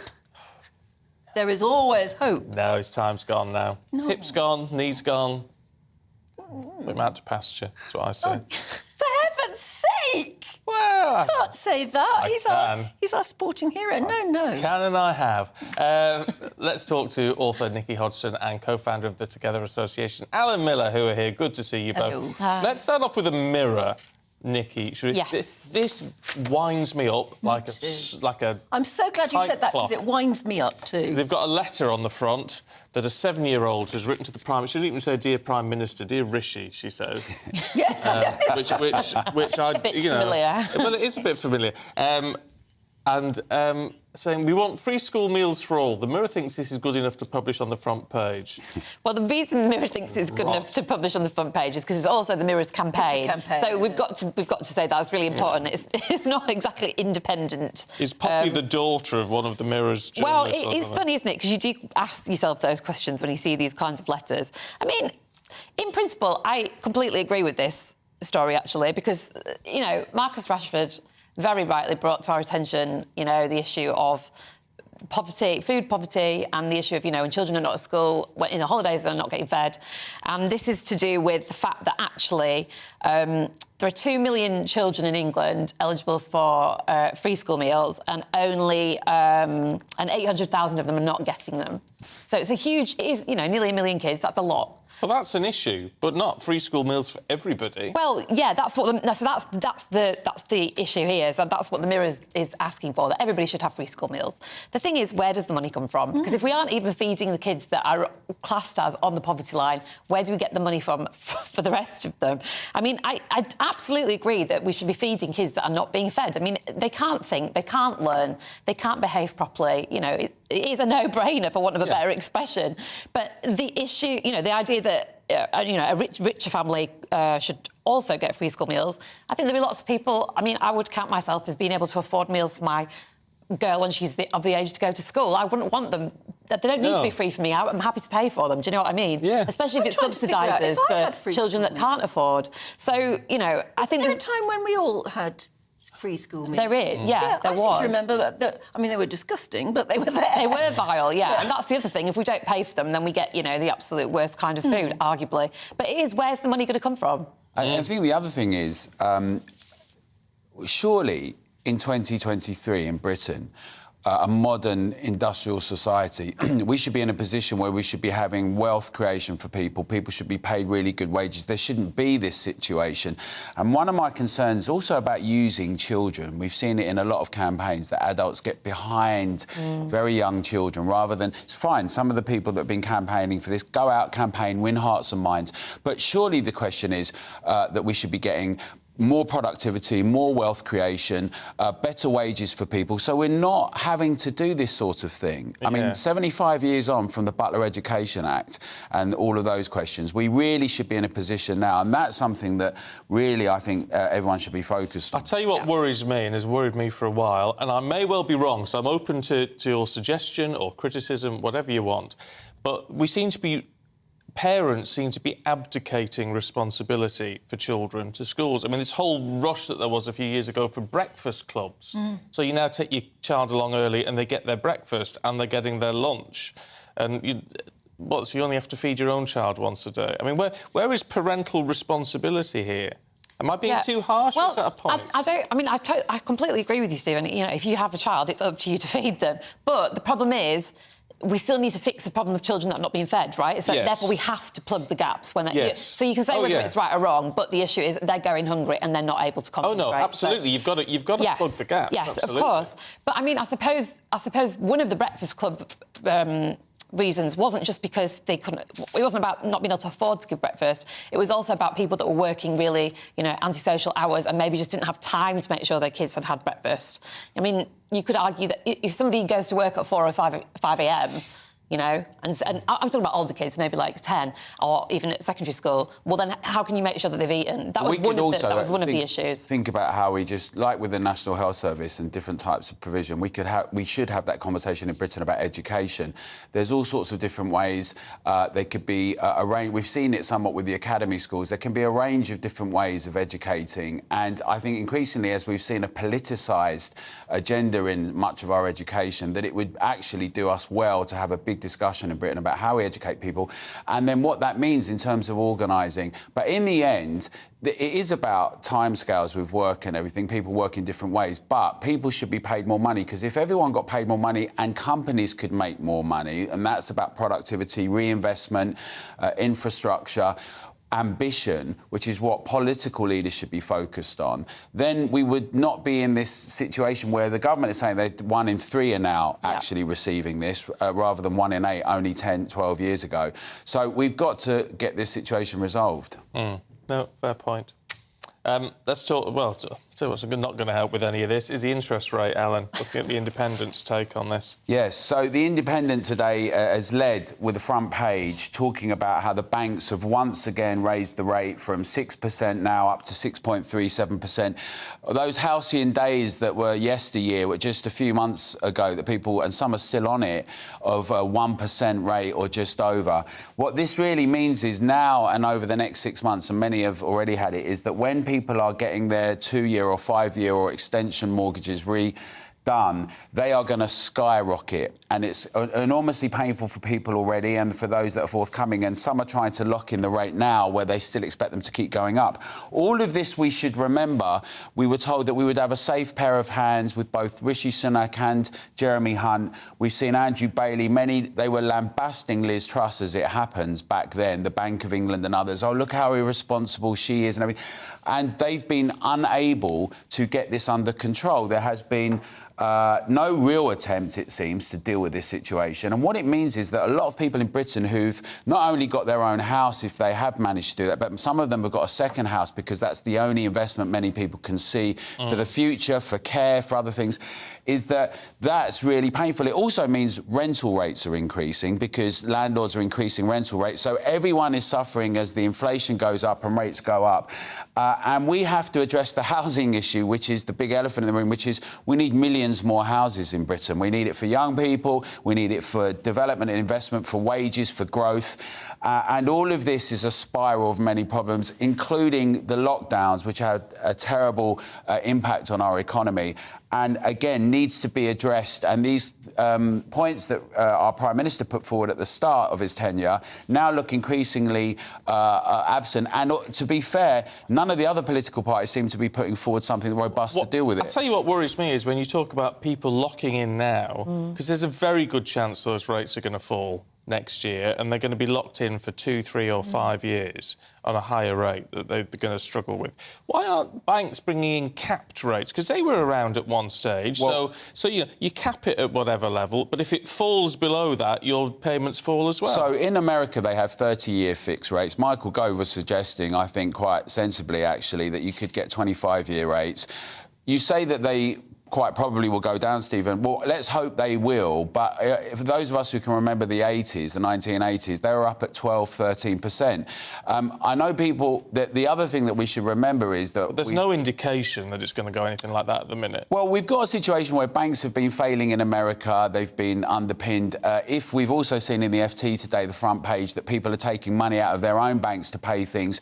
If people all start claiming their money from banks, and we have the lack of ability to deal with these things, and we've got this spiral of costs of living, I'm not sure it's as clear that they will decrease. And I'm also concerned that the underwriting of that, both in the Fed in the US and in the UK, is not actually there. We've had the over-financialisation of the markets and a lack of productivity, manufacturing investment for the last 15 to 20 years. And this really goes to the heart of what we have to address in the economy. People talk about adults in the room. We need an ambitious, robust plan that the public is at the heart of, that we all get behind in Britain. Manufacturing, employment, better wages, growth, training, and also allowing these zombie banks and companies to fail. We've got to be stern at the helm, and I just can't see it happening at the moment. People are going through a lot of pain. No, pain, because, I mean, just in the last couple of days, the banks have been doing anything to avoid giving preferential rates, while meanwhile making plans to put them up. Yesterday, it was reported that several banks they were making people hang on the phone and they were hanging on to the very last minute, not wanting to agree to a 5.5 or whatever 6.5 rate, because they knew they were planning to put up the rate tomorrow. Yeah, I mean, the banks have the power to actually help people right now, and they're avoiding it. And they are actively avoiding it. I mean, I think the other thing that's going to be so concerning is the repossessions, which are bound to come, especially if and even if people are fixing rates in, So it's just going to be so upsetting to see what's going to happen over the next year. Well, basically, the banks still can do what the heck they like. Yeah, they can. They're still not answerable to anyone. Let's talk about sweeteners in our drinks. Yes. And this cancer warning. Well, this is a story that's been around for a while, actually. It's not a new story, but... For years. For years, we've talked about aspartame as a potentially cancerous ingredient in things like Diet Coke. This is what this particular story is to do with. But actually, it's in lots of the papers this morning, but the reason I've picked it out of The Independent is because they say that the sort of crucial point is that it's all to do with how much you ingest. So basically what they're arguing is that the reason they're saying possible link is because you'd have to consume vast quantities for it to have a proven link. And that's just not there right now. And by comparison, I think this is quite interesting. The journalist in this article says things that are in the same category as aspartame's going to be are things like aloe vera, working as a carpenter or a joiner, working in a dry cleaners, and pickled vegetables. They all carry the same possible link. Yeah. So they're just trying to put it into context. So do we need Don't totally freak out right now, basically. Do we need to know about this, then? Well, I do think it's partly what this... And it's the World Health Organization. Here we have it, right? There's a bit of alarmism. There are concerns about some of these links to cancer. But it does seem to me that the World Health Organization is going on a whole PR campaign at the moment when it's trying at the same time to be implementing new amendments to pandemic strategies. We've seen that, what they're suggesting along with the what they call the IHR rules could mean that they could end up forcing sovereign nations to shut down and lock down all over again. Well, let's not conflate the issues. Well, I think the thing is that's interesting... Let's focus on this one. Well, yes, but the WHO, what's interesting about it is that why has it come out now on this issue? It seems like on a lot of things it's coming out consistently as a bit of a PR. I'm sceptical. I just think you think of the big money behind diet foods. Yes. or diet foods and diet drinks that include aspartame, you think of the huge money behind it. Yeah. It's in their interests to quash this. Yes, isn't it? that's also to tell us really, this is just a scare story. And I just think, you know, they did that with tobacco, they've done that with other things. I'm sceptical. It's the first thing that's made me think maybe I do drink too much diet. You only have a couple of cans a day. I probably have a couple of cans a day. Sugar is also the other but thing. I know people who have far more than that a day. Let's move on, because this one I really want to touch on, because I saw... This is in the Mail, Alan, and I saw Nigel talking about it on his show last night. It is... And it beggars belief. So basically... And it's been going on for a while now, so he basically can't have a bank account. It is quite astonishing that... what we said is 2 months ago, Nigel Farage, broadcaster and the winner of the TRIC award, actually, was told that his bank was being closed down. He wasn't given any explanation. He wrote to the chairman. He only got a very sort of boilerplate response. Other people have had these things happen as well. Perhaps no one quite as high profile as him. He's then subsequently had 6 other banks that this has happened with, and he now faces a situation he may have to leave the United Kingdom. The question is, he's put forward 3 different options. One is that there was an EU ruling that you have... a particular type of person that might be susceptible to persuasion because they're political, very sort of Orwellian term. Another is that perhaps somehow they've got dubious money. None of this is all speculative and absolutely unproven, nothing there of any evidence. But what the real concern is here is that, and people that have set up independent political parties have come under the same issue, that banks are not opening or closing down accounts of either new independent parties or people that they don't like the ideas of, a bit like what we saw happen with some of the platforms taking down the Free Speech Union, Us for Them, the campaigners, almost as though that the concern is that they're targeting those with ideas that are not appropriate to some quarters. And I think this is very, very concerning. We should find out exactly what's going on. The bank should actually explain. It's sinister, isn't it? Well, yeah, I mean, banks have obviously long done this with lots of different things. When I lived in a reporter from America, I actually covered... this would be more controversial, but I covered the stories about sex workers and porn stars, for example, which had their bank accounts routinely closed with no explanation, and it was just because the banks didn't like their money, and it wasn't illegal what they were doing. So that, you know, there's a precedent for doing that. It just seems to shift from different kinds of people. But I agree that unless there's going to be a full investigation into any concerns about where the money is coming from, etc., then I don't understand how they can get away with it. Nigel was making the point last night that if you are prevented, and he's tried to move his money to other banks and he's had the same problem, if you're prevented from having a bank account in this country, you can't really live. You can't, because you need it for everything. You do. Well, this is the concern that people have got, and people do worry about things like central bank digital currency and digital ID, but this is in an analogue situation. If you just get but we see it in some of those spy films, don't we, or whatever, when they just have their accounts closed. You don't have any freedom then, and I think we should find out what's going on. They should be on the record to explain. Yeah, I think we need some answers on that one. Alan, Nikki, thank you both very much indeed. Good to see you this morning. Let's bring you up to date with other headlines. And the High Court is going to hear the government's legal challenge against the COVID inquiry's demand for Boris Johnson's unredacted WhatsApp messages, diaries and notebooks. The Cabinet Office argues the inquiry lacks the authority to compel the release of what they call unambiguously irrelevant material. The hearing is set to begin today and conclude on Monday. Oscar-winning actor Kevin Spacey is facing 12 charges of sex offences against 4 men. The 63-year-old will appear at Southwark Crown Court for a 4-week trial. The alleged offences occurred between 2001 and 2013. He denies all the charges. And households in the UK will pay less for their gas and electricity from tomorrow, but bills will remain almost double the amount they were before the energy crisis.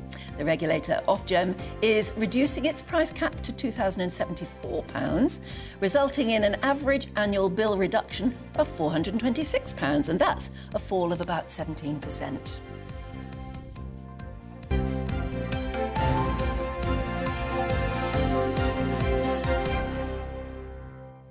Well, she's back from her voyages around the globe. Stephanie Tetchy is here. Good to see you. Good morning, Stephen and Anne. Congratulations. I know. Wow. Ching, ching. It's the TRIC award that the whole breakfast team has got. I love Monday it. to Sunday. I just want to bite it, sorry. You want to bite it? Yeah. You can if you want later. Now, what's happening with Madonna? I know, Madonna, she's out of the clear now. So she was hospitalised last weekend for having a bacterial infection, which was quite serious because she was in intensive care and she had to be intubated. Her manager, Guy O'Siri, only made the public know about it on Wednesday night. But now we know that she's been discharged. She was released from a New York hospital by private ambulance and she's OK and she's at home. But her tour, her worldwide tour is still postponed. So Celebration was supposed to be to mark 40 years in the business, 40 years since the release of Holiday. But we don't know when this will actually be, when she will be able to get back on stage. Because we don't really know what's been up with her, do we? No, they've been quite, you know, they've been keeping it hush-hush why she was actually hospitalised, but it was quite serious. No, her family said that they were worried for her life at one point. Her daughter Lourdes was right by her side as well. And as we know Madonna, she's got a youthful spirit, but preparing for a worldwide tour, which was going to 45 cities over the next 7 months, you can imagine it's quite taxing on the body. And Madonna's a perfectionist as well, but she's 64 years old. You can be young at heart, but still your body is going to feel. Well, that's what her family was sort of saying. We've been telling her for years she's been driving herself too hard and too fast, and if you carry on like that, you will, you know, collapse. And it looks like that's what happened. Yeah, and I think Madonna wanted to prove her critics wrong because, you know, a lot of people are like, why doesn't Madonna just grow old gracefully? And she's refused to. She says, I can do anything I want to do. If I still want to perform, if I want to wear these dresses, it's... So now that her health has actually forced her to kind of take a step back, I can imagine it's going to be a big blow for her. Yeah, so this tour will have to be put off for quite a long time. It will do. It was due to start in Canada on the July 15th, but her manager has said that it's postponed for now until further updates. Yes, I imagine that's going to be a long way off. Just in the last sort of 30 seconds or so, what did you... Because I know last Sunday you really wanted to see Blondie. Yes. Did you get there? What was it like? I did get to see Blondie. She was amazing. She was wearing a mini-skirt and she's like 78, so she had her legs out. She's 78? She's going to be 78 next week, actually, and she was impressive. I loved it. I love all the oldies. I didn't know Cat Stevens was there. I miss Cat My Stevens. sister texted me to say, have you seen Cat Stevens? And he did a whole set in the legend sort of category. Legend slot, and he was a legend. I miss Cat Stevens. Like, everyone was talking about Glasgow next time, Anne, we have to go. But she was incredible. Definitely, she lived up to the hype. Yeah, brilliant stuff. Stephanie, thank you very much indeed. Next, all the latest news on Rishi's plan to fix the NHS. This is Breakfast on GB News. Good morning. Welcome to your GB News weather forecast from the Met Office. I'm Craig Snell. We're looking ahead to today. A bright start for some of us in the east, but rain already in the west, and that will spread its way across many parts of the country as we go through the course of the day. And it's all down to this area low pressure, which is really dominating a lot of the Atlantic at the moment, and that will actually edge its way even closer as we go through towards the weekend. High pressure not too far away in the south, however, so here, as we go into the weekend, it may well turn a little bit dry. But for the here and now, some brightness in the east to start off with. But out towards the west, you can see this area of cloud and rain. Most persistent across Northern Ireland and Scotland, could turn heavy here for a time. And maybe the far southeast could just hang on to some brightness as we go into the afternoon. So if we do see that, highs here reaching around 21, 22 degrees, but elsewhere, more typical for the time of year, between around 16 to 19 degrees. Into the evening, very little change, still the risk of some further heavy rain across parts of Northern Ireland and Scotland. England and Wales, the rain a little bit more patchy, but for most of us, it'll be a fairly cloudy picture, and with winds generally coming in from the southwest, actually it'll be a warmer night than the night just gone. Maybe a little bit uncomfortable for some of us, especially in the south, with temperatures not much lower than around 16 or 17 degrees. But that humidity will quickly be replaced by some fresher air as we go into Saturday.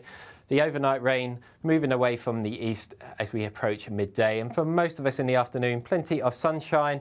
Still some showers across the north, and these will be quite frequent and being blown in on a fairly strong wind. Could see some coastal gales for Scotland, and that will make it feel fairly fresh here. Temperatures not much higher than around 14 or 15 degrees. In the south, around typical for the time of year, so around 22, 23 for London, for example. And very little changes as we go into Sunday and Monday. A north-south split, quite wet and windy at times across the far north of Scotland. Elsewhere, sunny spells and a few showers, and temperatures on the whole around average.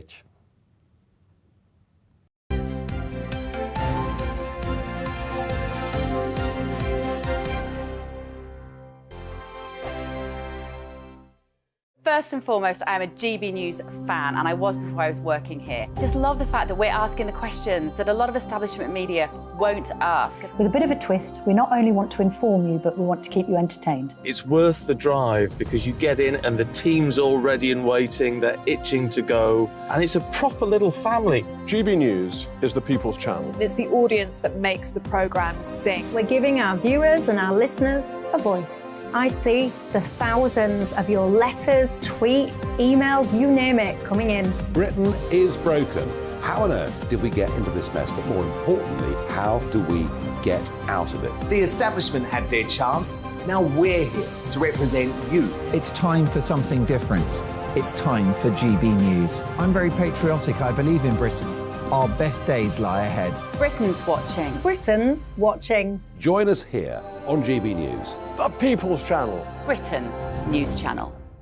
Join me, Patrick Christie's, Monday to Friday, 3 till 6. We tackle the day's news agenda like you've never seen before. It's high tempo, high octane, the most controversial topics, and the best guests. You will not be able to take your eyes and ears off it. I'm not afraid to ask the questions that you really want answered. 3 till 6 p.m, Monday to Friday on GB News, the People's Channel, Britain's news channel. I'm Andrew Doyle. Join me at 7 o'clock every Sunday night for Free Speech Nation, the show where I tackle the week's biggest stories in politics and current affairs with the help of my 2 comedian panellists and a variety of special guests. Free Speech Nation, Sunday nights from 7 on GB News, the People's Channel, Britain's news channel. GB News has its own late-night paper preview show, Headliners, where comedians take you through the next day's top news stories. You don't have to bother reading the newspaper, we've got it covered for you. Headliners, every night at 11 p.m, and repeated every morning at 5 a.m. We won't send you to sleep like some of the other paper review shows out there. GB News, the People's Channel, Britain's news channel. Join me, Camilla Tominey, on Sunday mornings from 9:30, taking the politicians to task and breaking out of SW1 to see how their decisions are affecting you across the UK. Bursting the Westminster bubble every Sunday morning, only on GB News, the People's Channel. Britain's watching. Every Sunday from 11, join Michael Portillo. There'll be topical discussion, looking at the week before and the week to come. So kick back and relax at 11 a.m. on Sundays on GB News with me, Michael Portillo. GB News, the People's Channel, Britain's news channel. What you get for breakfast is something that, if we do our jobs right, you will wake up to news that you didn't know the night before. It's a conversation. It's not just me and Eamon. We want to get to know you, and we want you to get to know us. From 6, it's Breakfast with Eamon and Isabel. Monday to Thursdays on GB News, Britain's news channel.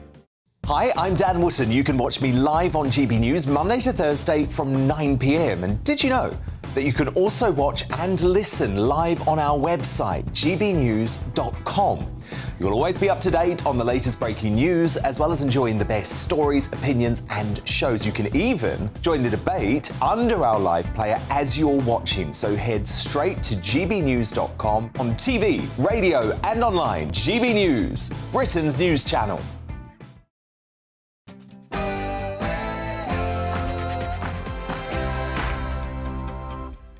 Morning to you, it's 8 o'clock on Friday the 30th of June. Today, the most radical reform in NHS history.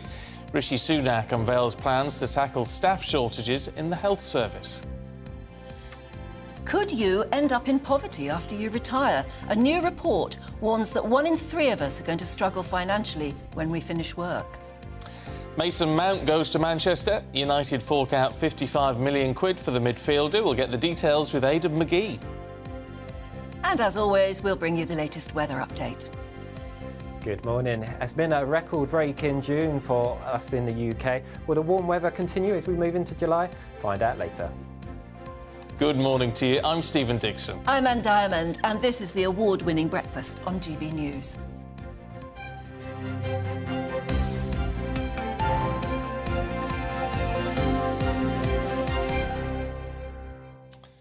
Loads of you getting in touch on the whole NHS issue, actually.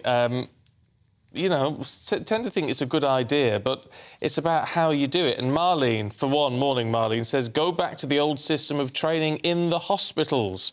There must be lots of young people who are not academic but would love to have a nursing career. Yeah, Janet says the same. There are so many young girls leaving school at the moment who would love to become a nurse but just don't feel that they can go to university and get a degree and come out with an absolute load of debt. There just seems to be no sense to it. Alison says nurses need a degree to be on par with other professions and to demand the appropriate salary for the increasing responsibilities they have. Nurses have taken on many doctors' tasks and need a higher level of training and knowledge base than before. Can't they get that on the job, though, or do that was the training? That was the old-fashioned way. Adam says, as a Project 2000 nurse, I'm appalled at the very idea of taking nurse education out of university.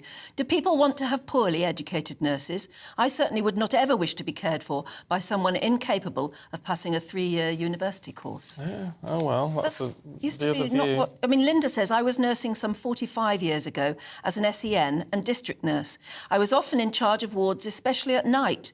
We were trained on the ward and hospital school, not at university, and we had matrons as well. I'm all for progress, but things have gone backwards over a very long period. Yeah, I'm sort of... I mean, look, Adam's been there, done it, is a nurse, got his degree and thinks it's the way. But there were two levels of nurses, weren't there? There were the state-registered nurses who were the higher-up ones who were better trained than the SENs, I think the state-enrolled nurses, who were much more went in and got trained on the job usually at a younger age. Maybe that's the way we need to go back to it. Well, it seemed to work then, but I mean, I think the argument is that a nurse's job is much more difficult now because, I mean, there's just more equipment, more drugs. It's become much more sophisticated than it was 50 years ago. I don't know if that requires 3 years of a degree and all the costs that it's involved with that and slowing down the process. I don't know. I'm not convinced by it. A lot of you aren't, but let's hear from more people like Adam who thinks actually the degrees are the way we need to do it. Part of this plan, by the way, is to reduce the time you'd spend on the degree. Whether that would apply for nurses or not, I don't know. But it's if you were doing a 5-year degree, it would be for a doctor, for example, it'd be reduced to 4. So that is part of the plan. Anyway, it's all part of the government's most radical reform, it claims, of the NHS in its 75-year history. Well, it's a 15-year plan and it's going to aim to plug shortages of up to 360,000 staff and ultimately save taxpayers £10 billion. Well, earlier the Health Secretary, Steve Barclay, told us the NHS has been wanting a long-term plan like this one for a long time. It's so we can get those waiting lists down, so we can ensure that we get the treatment, the extra capacity into the system. But what today is also about is responding to something the NHS has asked for many years, which is to have a long-term plan. It will be iterative, it's not a one-off. We'll keep coming back to it and working on it in terms of as the modelling evolves. Well, that was the Health Secretary, Steve Barclay, talking to us a bit earlier. But then the Shadow Health Secretary, Wes Streeting, came on the programme and said the government should have taken action long ago. Why do we need the biggest expansion of NHS staff in history? Why do we have such an understaffed NHS? It's because over the last 13 years, we've not had a workforce plan. It is the biggest expansion since the last Labour government, which delivered 75,000 more nurses and 44,000 more doctors. Let's talk to Charlie Rowley, former special advisor to Michael Gove, who's here. I mean, Wes Streeting he's got a point. You can always make these points, though. This should have been enacted a long time ago, shouldn't it? This sort of 15-year plan for the NHS. But at least it looks like it's happening now. Well, I think that's right. I think Wes articulated many of the problems that we have in the NHS in this country, the bureaucracy, the middle management, versus what actually happens on the wards.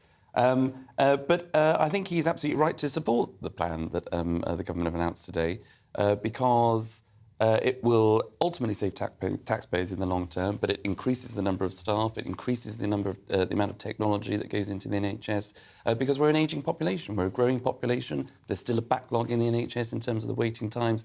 Part of that is because of COVID, but part of that is because, as I say, we're ageing and living longer, and so there is always more demand on the NHS. So it is right to have a long-term plan, a 15-year plan, which, to be fair to Steve Barclay as well, that said it was iterative. So this may change over the course of the 15 years, depending on the economic circumstances. But I think the fundamental point that I'd be making is that you can only have this kind of reform in the NHS, you can only have the investment in the NHS if you have a strong economy. Which we haven't got at the minute, to be fair.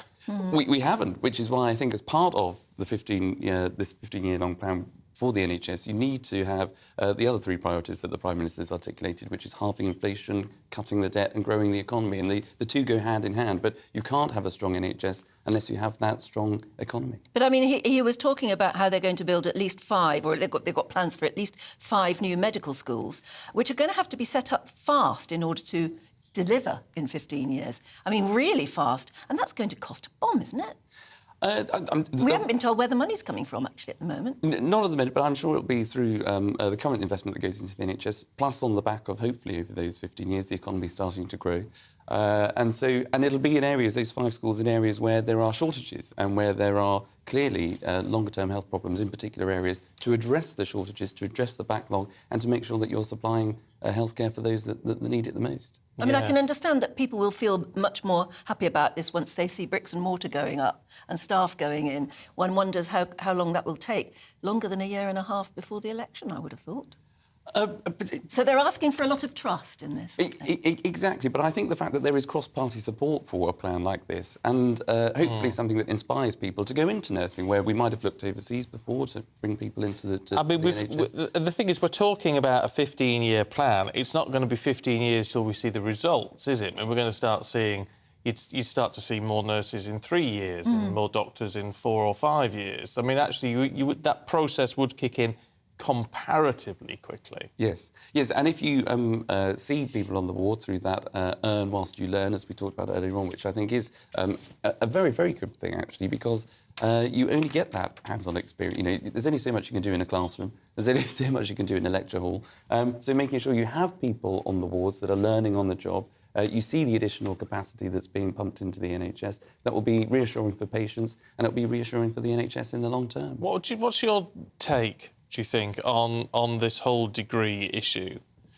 Interesting, because we said Adam, who is a Project 2000 nurse, thinks it's the right thing to do. Ian says the need to have a nursing degree, introduced by the last Labour government, sounded very plausible, but they've phased out the old-style nursing auxiliary positions.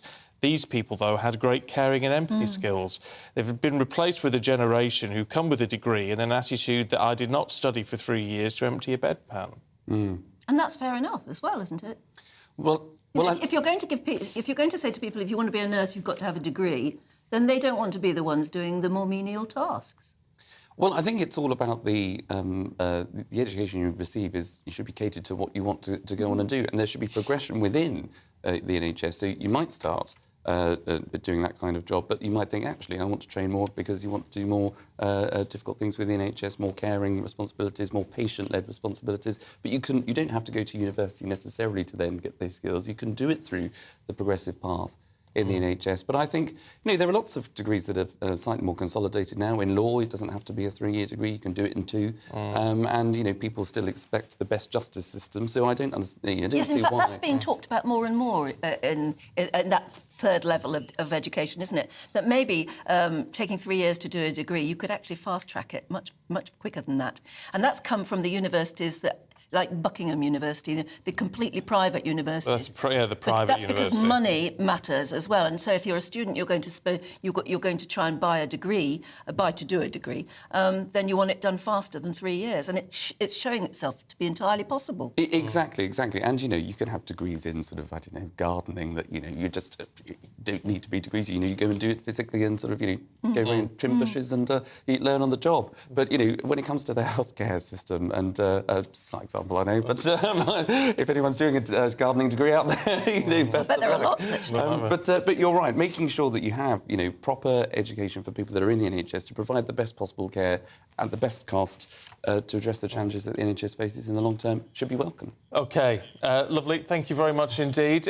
Let's talk to Daisy Cooper, Deputy Leader of the Liberal Democrats, who joins us now. Very good to see you this morning. What do the Lib Dems make of this plan?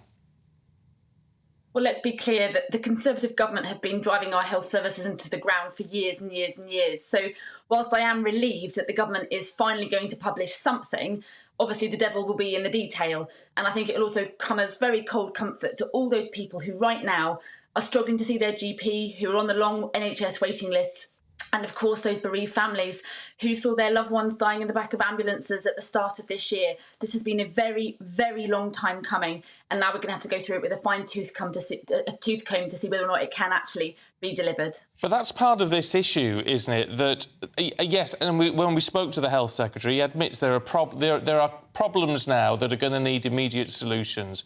But this, in a sense, might be cold comfort, but it is trying to secure the future. It is about looking forward. It is about looking forward, and I have to say, there was a cross-party effort within Parliament to try and get the government to do this a very long time ago, and it was incredibly disappointing that Boris Johnson, who was the Prime Minister at the time, spent 8 months whipping his MPs against doing that. And to think that we could have had this conversation a year ago, just think about the hurt and the pain that could have been saved if we'd done this a year ago. But yes, as you say, this is a long-term plan, and it's going to need long-term solutions, and we're going to have to go through this with a tooth comb. I mean, it's all very well talking about new apprenticeship places.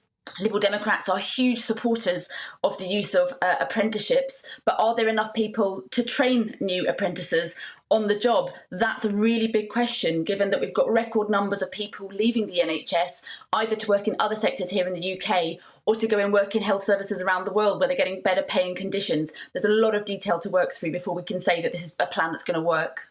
But when you talk to ordinary people about the National Health Service, they all say they're fed up with it being a political football. So if you, like Wes Streeting, we put to him earlier on in the programme, if you liked it, this plan, when you go through the fine detail, would you support it?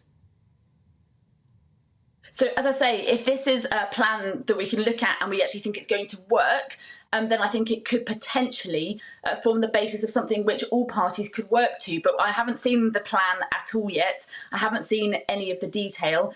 We've seen lots of plans from the government over the years. They promised to recruit 6,000 GPs, and now we have fewer GPs than we had when they made that promise. They promised to build 40 new hospitals, and that promise now seems broken for many communities around the country. So if it's a plan that we think could work, then absolutely we can get behind it on a cross-party basis. But the really big issue there is if we think it's going to work. And there's a lot of detail that we're going to have to chew through before we can make up our minds on that. I mean, this is the interesting thing, though. It's putting forward something which successive governments are going to have to live with and work with. And as the Health Secretary said, it's got to be iterative. It's got to be adaptable. But I mean, on that basis, it requires cross-party support, doesn't it? Because I mean, how many governments are we going to have in the next 15 years of different colours? Who knows? Well, when I joined the Liberal Democrats in 2008, even back then, we were calling for a cross-party convention to look at the future of health and social care. And one thing that I haven't heard anything about from the government is whether or not this plan does include anything about social care, because you cannot fix the NHS if you do not fix social care. We've got an ageing population. We need to support people to be independent in their homes for longer. When they do go into hospital, we've got to get them out of hospital quickly so they can have a quick recovery at home and remain mobile. We need to make sure that this plan isn't just a good plan for the NHS, but it's got to be a good one for social care. Liberal Democrats have been crying out for years, as I've just outlined, for a cross-party consensus on the future of the NHS and social care. If this plan lives up to the test, then great. But if it doesn't, then we're going to be, we'll be holding the government to account to highlight where the gaps are. And hopefully, let's really hope the government is sincere in wanting to put the NHS and our social care system on a better long-term footing. There are so many aspects to this plan, and as you say, none of us have had a chance to look at it too carefully yet.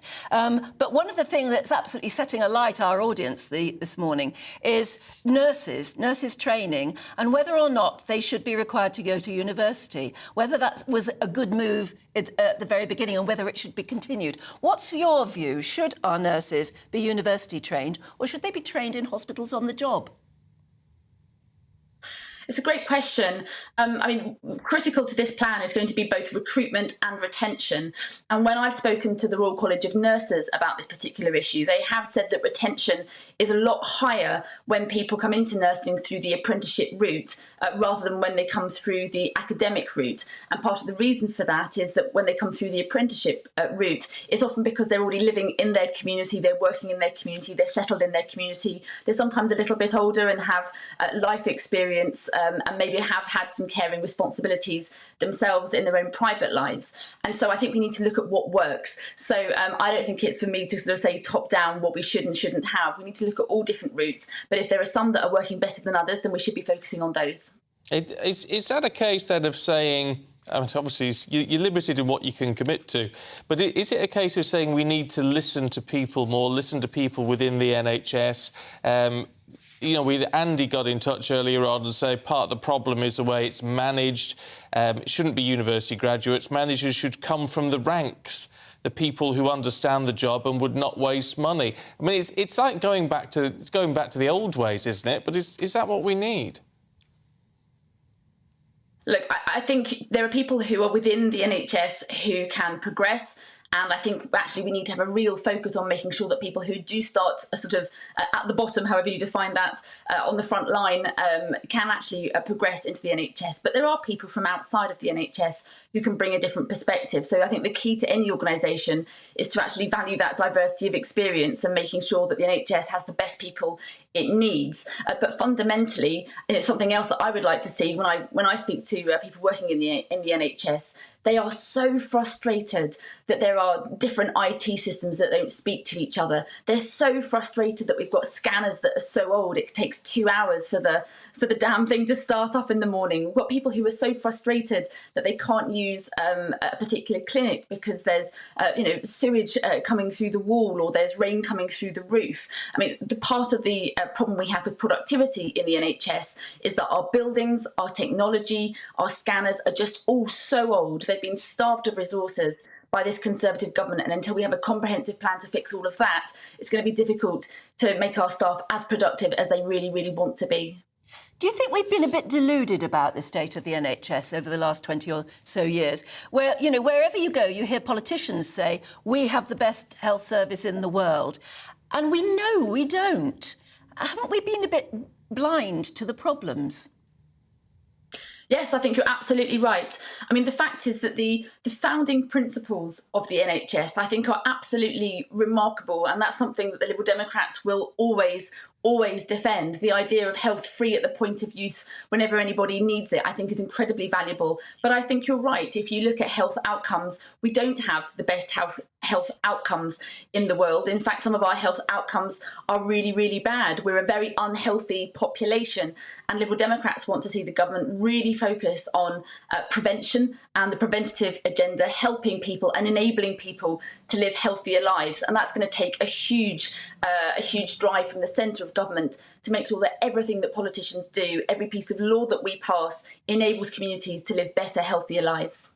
You're on a bit of a sticky wicket, aren't you, when you talk about the government starving the NHS of funds and resources? I mean, when austerity really kicked in, of which, of course, the NHS was meant to be a ring-fenced budget, but anyway, when austerity was really kicking in, you were in government. You were in government for 5 years. Well, I wasn't in government at that time. I was elected in 2019. Well, no, but your party was. My understanding is that the health budget was ring-fenced during those years. What we have seen, however, is that there's been huge problems in the last few years with the lack of investment in IT, in hospital buildings, in staffing as well. And that's why we're seeing these strikes. It's a real cry of pain from our workforce who are saying they are burnt out, they are overworked, they are underpaid, their hospitals are crumbling, their IT systems don't work. Yeah, and that's why we've got to invest in all of these things.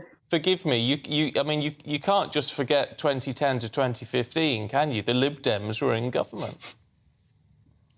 Liberal Democrats were in government, and we were incredibly proud of the fact that we pushed forward great things for the NHS during that time around parity of esteem for mental health. But the Conservatives have been in power on their own since 2015. That's 8 years now that they have had. And those last 8 years in particular, we've seen huge problems with pay, conditions, recruitment, retention, and the government has had plenty of time to act on their own over those last 8 years. Daisy Cooper, really good to talk to you this morning. Thanks very much indeed. Thank you. You just feel like adding, when you've been through the health problem that I've just been through, my experience at the hands of the NHS were they were wonderful, wonderful. The building was probably a bit grotty, but the staff were fantastic. And look, you do have some great staff within the NHS. But it made you feel proud because my problem was acute, needed immediate attention, and I got it. I got immediate attention and the full works, and it was brilliant. Yeah, but it's. I mean, ultimately, I went private. By the way, I'll be honest about that. Ultimately, I did, but the initial care I had was NHS, and they were wonderful. But I think in some respects, it's not the acute issues which are the problem. No, that's what a lot of people say. I think it's when you're on a waiting list for a hip operation that keeps being put off or whatever. It's all that sort of thing, isn't it? Anyway, let us know what you think. gbviews@gbnews.com. We've got all the sports news with Aidan in just a moment. This is Breakfast.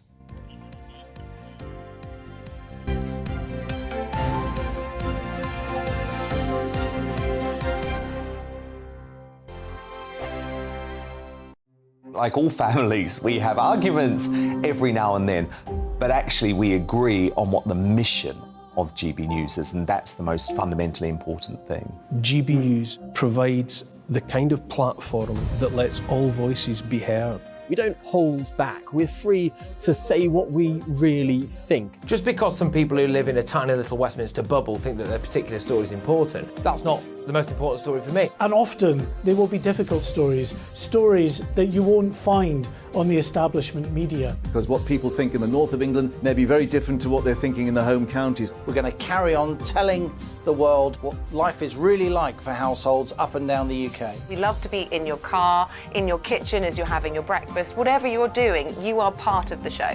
If it matters to you, it matters to us. Britain's watching. Britain's watching. Britain's watching. We're proud to be GB News, the People's Channel, Britain's news channel.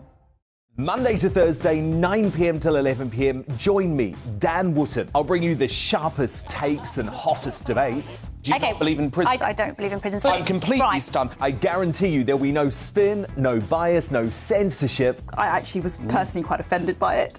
And no reason to go to bed. So I guess they've always been quite woke. That's Dan Wootton tonight on TV, radio and online. Monday to Thursday from 9 p.m. till 11 p.m. on GB News. The People's Channel. Britain's news channel. Nightmare commute. Kick it up a gear with me, Patrick Christie's, at drive time, 3 till 6 p.m, Monday to Friday on GB News Radio. You can listen online and on DAB+, on the smart speaker app and on the GB News app. And if you've got an Alexa, all you have to say is, Alexa, play GB News. We're also on TuneIn and the Radio Player apps. From the school run to rush hour, get revved up with me, Patrick Christie's, on GB News and GB News Radio. So Jubes and Co, we tackle the issues of the day with real robust debate, both sides of the fence, battling it out with me in the middle with my forthright opinions and views. And often really interesting things happen because you start with a position and then by the end of the debate you find actually, I might not have thought about that one. What we need in this country is 2 new political parties. You should maybe think about doing a 2024 calendar. I'm Michelle Dewberry and I'm keeping you company right through until 7 o'clock this evening. GB News, the People's Channel, Britain's watching. Westminster is going around in ever-decreasing circles, followed by the media. Britain is broken. How on earth did we get into this mess? But more importantly, how do we get out of it? Join me at 7 p.m, Mondays to Thursdays on Farage, here on GB News. We will have open, rational debate. We've got to work out how Britain moves forward from this. Join us here on GB News, the People's Channel. Britain is watching. You've probably seen politicians interviewed 1,000 times, but we do it differently. We find out who they really are, we don't shout, we chat, and hopefully we bring a bit of light, not just heat. Did you know, All Kate sorts Moss? of rumors. Apparently. Do you have a pair of jeans or a pair of jeans? No, of course I don't. What would I do with them? My friends are like, oh my God, what's she doing now? Join me every Sunday at 6 for Gloria Meets, only on GB News, the People's Channel, Britain's news channel.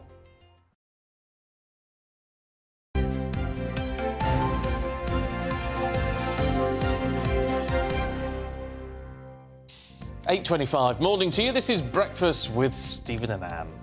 Should we dive into today's biggest stories from the world of sport? Aidan McGee is with us. I'm looking forward to Wimbledon. I don't know about you, but should we start with, what, football? No, it's not the Ashes. The Ashes, cricket. of Yeah, we're course. underway again from 11 o'clock this morning at Lord's. What a fabulous day's play yesterday. It really is living up to all expectations, this Ashes series. I remember the last one we covered, 18 months ago. England were whitewashed down in Australia. It was nothing really to talk about apart from England's continued demise. Completely different story this time. They were set a target of 416 yesterday, England, to overcome. Australia carried on batting yesterday morning. It had been a really difficult day for England the previous day, but England's further progress depended on trying to skittle the remaining Australian batters out. And they did so. They got them out for 416, which is an achievable target. And then, not just that, but when England went into bat, they got to 188 for one. 188 for one. So it was a fantastic comeback. I mean, it looked 2 days ago as if it was done. In fact, this time yesterday we were thinking, look, maybe the best England can get is a draw. And so 188 for one. And then there was just this crazy period of about 45 minutes where England lost Ollie Pope, Ben Duckett, Joe Root went for 10. He was lucky to go for 10 because he got away with a no ball in his first hit, and then he's somebody who's like normally England's star batter, and so suddenly this is what happens in cricket. It just ebbs and flows. You look as if you're unassailable. I was going to say, did something happen? Well, yeah, Australia started bowling short. So this whole Bazball thing is whacking the ball out of the stadium if you possibly can. It's a one-day approach to cricket as opposed to a test match thing. It's a little bit cultish. Whenever anyone questions England's approach, maybe you should modify it slightly according to the conditions or according to the opponents. No, we're Bazball. This is what we do. These are our principles. In fact, Ben Duckett made that case afterwards in the post-match interview. He was very bullish and stood his ground. So Australia changed their tactics. Their captain, Pat Cummins, decided to bowl some short balls, and it meant that England had to pull out a little bit more, and they started getting a bit uncomfortable at the wicket, and they lost three men very, very quickly. But there was a late stand between Ben Stokes and Harry Brook, who got England up to 2-2-4 for 4. So it's all to play for this morning, as I say, underway from 11. Intriguingly poised, I have to say. A lot of pressure on Ben Stokes on the bat then today. Yeah, there will be, yeah, and Harry Brook, but they're posting good numbers. And but also, what's crucial, and it's affected the betting actually. Nathan Lyon, is the Australian bowler, a spin bowler who can bowl is a very accomplished bowler in all conditions, has to be said. He's limped off with a calf injury, and with that loss of that key player, maybe, just maybe, Anne, is this pendulum has swung towards England. Yeah. Oh, without question, yeah. Listen, I mean, England go 2-0 down. Despite all the great cricket they played, that's not a position they want to be in, and Ben Stokes knows that. I think you might see a bit more of a cautious approach today. If there's one day to do it, possibly it could be today. But, as I say, 2-2-4 for 4 is not a bad total. Yeah. Does batting last make a big difference? It depends on the wicket. It depends on the venue. It's a good question, isn't it? Sorry, I was told to ask you. No, not really. No, I wouldn't say so. I mean, some teams would say it makes a difference. Others prefer to. I mean, it's all down to the luck of the toss anyway. So it's not something you plan for because you can't plan for it. Let's talk about Manchester City. Yeah. I feel for Manchester City. I've had this situation when someone slipped me 30 million quid and I can't remember what it was Allegedly. for. Where it's come from. Allegedly. Oh, allegedly. Look, there's been a video released last night about 8 o'clock on YouTube. We don't really know who it's come from, but the creators of the content have seen some documentation which was previously looked at actually by UEFA back about 4 or 5 years ago, but it was time barred. It couldn't be acted upon because the time had expired. Now, what this is it centres around the rules that could be compromised here are financial fair play. Now, the key thing about financial fair play is that you can't spend more than you earn. So it's in your interest to make your incomings look as high as possible. So there are ways you can do that. Sponsorship's a good way to do it because it's an honest income. It's not like the owners can just load money on the club and boost your income like that. Now, there was a a sponsorship that was worth around about 1.5 million from a company all known to us all called Etisalat, who were sponsoring Manchester City back in 2012 and 2013. And then came this mystery payment of £15 million from a mystery person in United Arab Emirates, and another £15 million the year after, and it's not accounted for, but it's gone on Manchester City's incomings. Why does it matter for 10 years ago? Well, it's still a crime, even though it happened. If proven, it's a crime. It doesn't matter when it happened. They weren't punished then, so why should they go without punishment now? It's as simple as that. So well, not a crime, is it? But no. It's a FIFA within they should have declared it. UEFA. Yeah, look, as I say, it's been looked at before, but it was time barred by the Court for Arbitration for Sport, CAS, appealed it. Ultimately, is that important? Yes, it will. Yeah, it is, because it means that they would have faced sanctions at the time, which would have affected their ability to win trophies at the time and sign players. But it's in their interest to make sponsorship deals look as high as possible and to be bloated, if you like.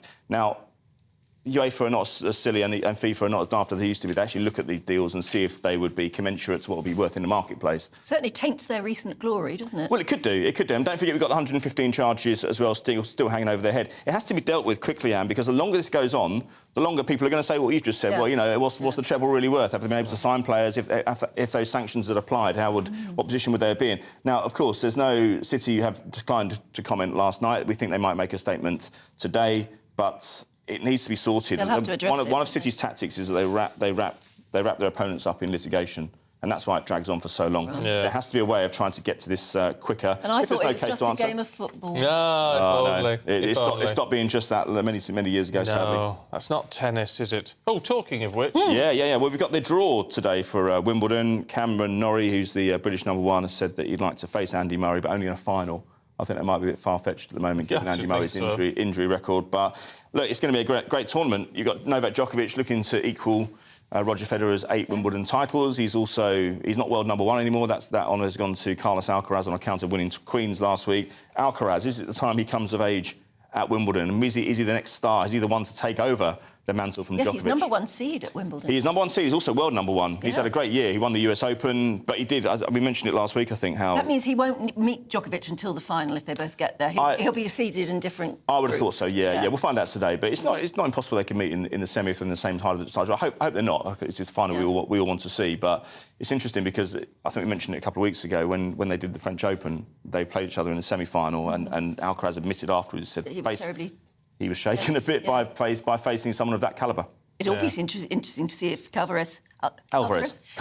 Yeah, Calvarez. I mean, we could call him Calvarez. Yeah. We'll play Andy Murray early on, whether they'd be seated in the same group. Yes, exactly. Well, Murray has been an OK form. He's had a few injuries, but he reckons he's OK. Done better than he thought he would do. Yeah, I mean, you've got to admire the guy's determination. I mean, he's got money in the bank. He's won 2 Wimbledons. He's won a US Open. He's won a Davis Cup, Olympic gold medal in 2012. I mean, there's not much left for him to do, and it's just his will to win and his sporting integrity that's carrying on. It'd be wonderful if he did something, wouldn't it? Yeah, really would. Oh, yeah, wonderful. I don't care about Andy Murray at all. Why not? I don't know. Please, I don't know. Does it sound unpatriotic? I hope not. But I don't know. You know what I liked about him? When I interviewed him, he's not everyone's cup of tea, but he was who he said he was. Yeah. That's what I liked about him. You don't get that often in sports and showbiz and things like that. Miserable. No, he isn't. He always comes across as really miserable. I don't do very well today. So where's he from? Cumbria. Anyway, so maybe it's just me, but I'm not a tennis fan. Anyway, I just find it all a bit... So looking forward to it. I went to Wimbledon once. Yeah. I got invited. I got invited by someone who got me a ticket. Yeah. And then I stood there for a bit, and it went pang, pang, pang, and I thought, oh, this is so dull. So I just some people think tennis is corrupt. Too many backhanders. Oh, lots of backhanders. Get off. Aidan, thank you very much. I don't know where he gets them from. He must have a big book of dad jokes somewhere. It's an encyclopedia. Yeah. Anyway, coming up, we've got all the thrills and spills, if there are any. In Friday's newspapers, this is Breakfast on GB News.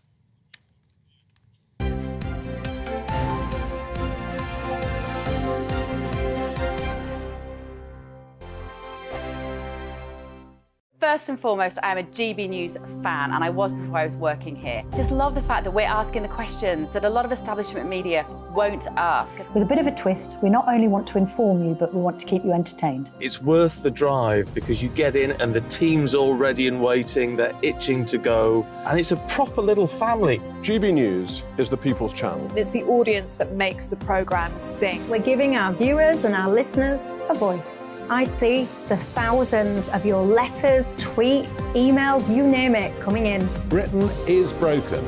How on earth did we get into this mess? But more importantly, how do we get out of it? The establishment had their chance. Now we're here to represent you. It's time for something different. It's time for GB News. I'm very patriotic. I believe in Britain. Our best days lie ahead. Britain's watching. Britain's watching. Join us here on GB News. The people's channel. Britain's news channel.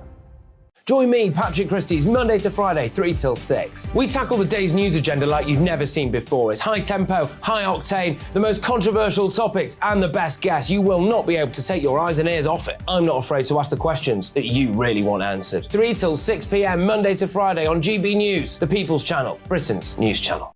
I'm Andrew Doyle. Join me at 7 o'clock every Sunday night for Free Speech Nation, the show where I tackle the week's biggest stories in politics and current affairs with the help of my 2 comedian panellists and a variety of special guests. Free Speech Nation, Sunday nights from 7 on GB News, the People's Channel, Britain's news channel. GB News has its own late-night paper preview show, Headliners, where comedians take you through the next day's top news stories. You don't have to bother reading the newspaper, we've got it covered for you. Headliners, every night at 11 p.m, and repeated every morning at 5 a.m. We won't send you to sleep like some of the other paper review shows out there. GB News, the People's Channel, Britain's news channel.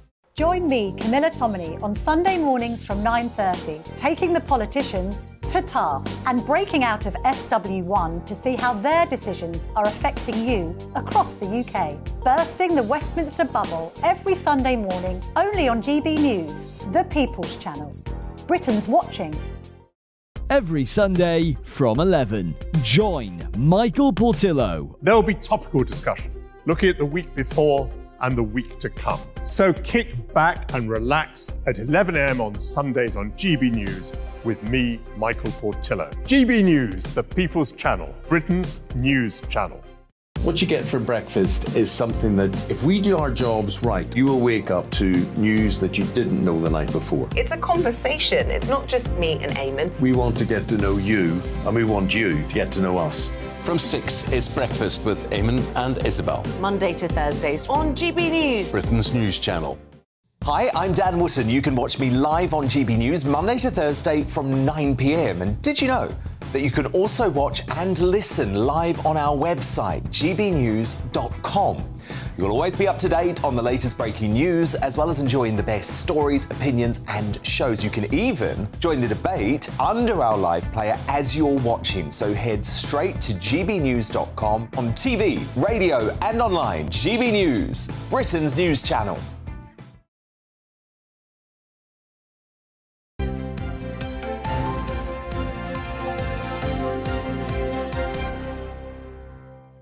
.38. This is Breakfast with Stephen and Anne. We're on your TV, we're online, on your radio as well. Good morning to you. Yes, a very good morning to you. Should we take a look at today's newspapers? Oh, yes. I hate this headline in the Metro. Yes, it doesn't work, does it? Grounded Hog Day for Rishi. Why didn't they just put Groundhog Day? Yeah. And then we'd have got it, because it really did feel like a Groundhog Day, Rishi, having to face all these problems yet again. Judges concluding that Rwanda is not, at the moment, safe enough for Channel migrants to be sent there. The Mail has that story as well, but it says we should decide who comes here, not criminal gangs. And then big news for the NHS this morning. That's in the Daily Express. They're leading with Rishi's radical plan to fix the NHS once and for all. OK, let's go through some of those then. With author Nikki Hodgson and co-founder of the Together Association, Alan Miller. Morning to you both. Morning. Nikki, we're going to talk about betting and Betfair in particular on the Times. Yes, there's been lots in the news recently about gambling. We've talked recently about gambling regulation. Are the regulations too loose in terms of protecting people that've got actual gambling problems? And this is about the very sad story of Luke Ashton, who he took his own life because he'd lost thousands of pounds gambling with Betfair. Now, Betfair claims it has an algorithm which it uses to detect problem gamblers. So basically, if you bet and lose thousands of pounds in a very short space of time, which is what happened to Luke Ashton, then it should pick you up and then it should basically block your account and send you various bits of information to try and help you. That didn't happen. So his family have kind of said, it's just not good enough, basically. You can't just say you've got an algorithm to help people when it clearly didn't work in the case of Luke. So, I mean, there's been an inquest, basically, about his death, so this is how it's kind of come about. It's got to be not that difficult to surely see when somebody is splashing ridiculous amounts of money in a short space of time. Ping up on their It's system. surely got to ping up. I mean, was it I don't really understand what's going on here. I mean, is it an oversight in this particular case, or is it that the system isn't good enough to start with? Because nobody benefits, ultimately, when somebody dies in this kind of way. They don't, but are we running the risk? And I am concerned that there's a constant idea that everyone's vulnerable. No one has the capacity to get control over a situation. The terms like addiction just present us as though somehow it's completely out of control, and it's the responsibility of companies increasingly to make sure and mitigate issues of our own agency. And I do worry, we're not talking about children. No, I do worry that we get into a situation, and we've seen it across the board, not just with discussions around alcohol, we see it discussions around food, we see it with discussions about lifestyle generally, and particularly gambling. And it just seems that there's a massive amount of regulation and concern around the idea that we are all vulnerable and susceptible. Well, Alan, on a level, we are, because the way the brain works is that if you have either a food or a drink or an activity that spikes dopamine at a level that is kind of unnatural, which is what these kinds of technologies and gambling machines do, then there is a risk that you can become addicted. That's how we work biologically. Well, there's always risks of everything, but I'm talking about human agency and the ability for humans to be able to mitigate those things. But not all humans can. And well, some that's of us, a big debate. We always believe there are some people in society that believe they'll never be addicts, and that just isn't true. Everybody can become an addict to something in the right or wrong circumstances. The point about this technology... And when you're addicted to things... you just made a few points, but when you're addicted to things, it could be smoking or all sorts of other things. Sure. You also have the propensity and capacity to stop it. Well, that's very debatable. That's completely debatable, Alan. When lots of scientists will absolutely disagree with you on that. When you're a real addict and as bad as he was, I don't know whether you do. I think probably by there's a point at which you go past being able to control. Exactly. And saying to an alcoholic, that's medical. That's not me just saying. That's not me just pulling it out from thin air. That is what doctors and psychiatrists agree on. The thing with Betfair is, even if their algorithm had worked properly, what would they have done about it? Well, that's the interesting bit, isn't it? Just cutting him off from gambling. Surely he would have just gone somewhere else. Well, he would have just gone somewhere else. I completely agree with you on that. So, what is the system that we have in place for spotting people that do have a problem? I do understand what you're saying about it shouldn't be the responsibility alone of the companies. But, we've got to come up with a better strategy. We're often told things like the science says, and doctors say, and experts say. Sure. That we hide behind things like the evidence states. We're not hiding behind it. This is hundreds of years of scientific evidence. Hold on. Rather than making the explanation and the example and giving evidence about things or making a political claim, I'm making the point that in the discussions around adults and choices, increasingly we have regulation, we have interventions around the idea that we're all susceptible and vulnerable and almost like we're children. And I'm saying that's problematic. But we're basing this on the science, Alan, like hundreds of years of research into psychiatry and the synapses of the brain. Is that what you're disputing, that scientists are wrong about that? Well, hang on a minute. If we go on to the next story that you wanted to talk about, some people, and we've been talking about this a bit, are hooked on and actually addicted to excitement and, experimental, adventure. Yes. It's a fantastic story, Anne. This is Virgin Galactic. Virgin Galactic has done a history-making thing yesterday because it has finally taken up, Richard Branson's company has finally taken up the first fee-paying person to be the first tourist in space. In fact, it's 3 Italian pilots and an aeronautical engineer with the 2 co-pilots of the Virgin Galactic. I must say I've got a bit of an interest in this story as well because although these charges are very expensive, $450,000 per person. They've sold 800 tickets. Before the lockdowns, I was actually involved in a project to do a 4-part documentary series on this, right? I think it's fascinating and exciting. It is interesting at the end, your point about addiction and adrenaline-driven things and billionaires. I think we've got a bit of a dystopian view about some of this. I think this is fantastic. Like we've seen with Elon Musk and Jeff Bezos, this attempt to go to the future, like NASA used to do, the space race, and also create things in society. But they reference what was the tragedy of the Titan submarine. It is interesting, though, as well, isn't it, that the Titan submarine CEO was he was saying that he wasn't going to recruit certain people like 50-year-old white men who had military experience because he thought that was a bit all passé and old and not having rigorous standards. Virgin Galactic has had issues along the way. They've had some tragedies. Oh, yes. But the thing about the pioneering spirit for searching and discovery and going beyond boundaries is that we aspire and do things. And as our view about the future and about our potential is important, because I think a lot of the time is how we see ourselves in space is also how we see ourselves here. Yeah, but there's a big differential there between that pioneering spirit and things which are I would say, absolutely crucial, and the work that NASA does and that all these private companies are doing now. But there's a big difference between that and pushing it on the tourism side. I mean, that's what we saw with the Titan. It's all about the tourism. When the professionals do it, they've often put their whole lifetime's work into achieving it. But if you're just doing it because you've got the money to do it, you are essentially an excitement tourist, and that is an adrenaline-based thing. That is an addiction for many. Is that morally right? Well, it's really good, isn't it? Because the question is really profound. Because would we have had Columbus going across the blue? Although the Vikings and the Chinese may well have got to what we now call the Americas, would anyone have done anything that was dangerous? Because you could have said some of those people were addicted but he wasn't to doing it for pioneering gain. and adventure. But the interesting thing about this is that we now all fly around the world. We could fly much quicker in a couple of hours to Australia if we use some of this technology. And we all have tourism that once, you know, my grandmother took my father for months on boats when she used to go to different places. She had to go to India and elsewhere, whereas now we can do it far quicker. That's because of the mass market in tourism and investment and innovation, and we should see that in space tourism and elsewhere as well. It's very exciting. I'm completely pro this, by the way, because my family live in Australia, and the 26-hour flight is not something I want to do with my baby daughter at the minute for obvious reasons. Can I just tell you that Richard Branson was promising a 2-hour flight to Australia? Yes, he was. 30 years ago. Where has it gone, though? Because I'm still waiting for it, so I can go see my family for the day. I think we'll have to wait an awful lot longer. Can I just say something I'm being told I must say, because we've been talking about the nature of gambling and addiction of various sorts.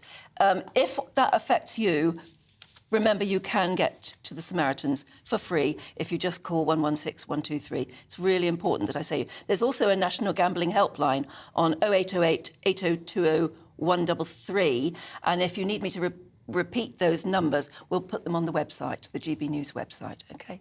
It's important to say that. Yes. Now, let's have a look, just a quick look at Princess Catherine in the Mail. Nikki? Yes, Princess Catherine. So the question is always, how does she do it? She looks so glamorous and gorgeous.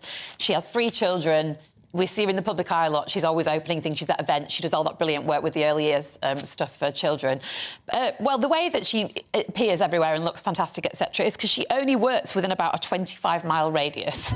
So right. 14 of the past events that she's done have all been very close to home. And I say, fair enough. If you've got kids, what's wrong with that? Very clever. Yeah. Are they being critical about that? Well, they're sort of pointing out that, you know, she doesn't go to other parts of the country, but she's allowed to choose to stay and be with her family. She likes to be able to do the school run. Completely. Yeah. So I think it's totally admirable and the right thing to do. Yeah, absolutely. Don't think you can knock her for that.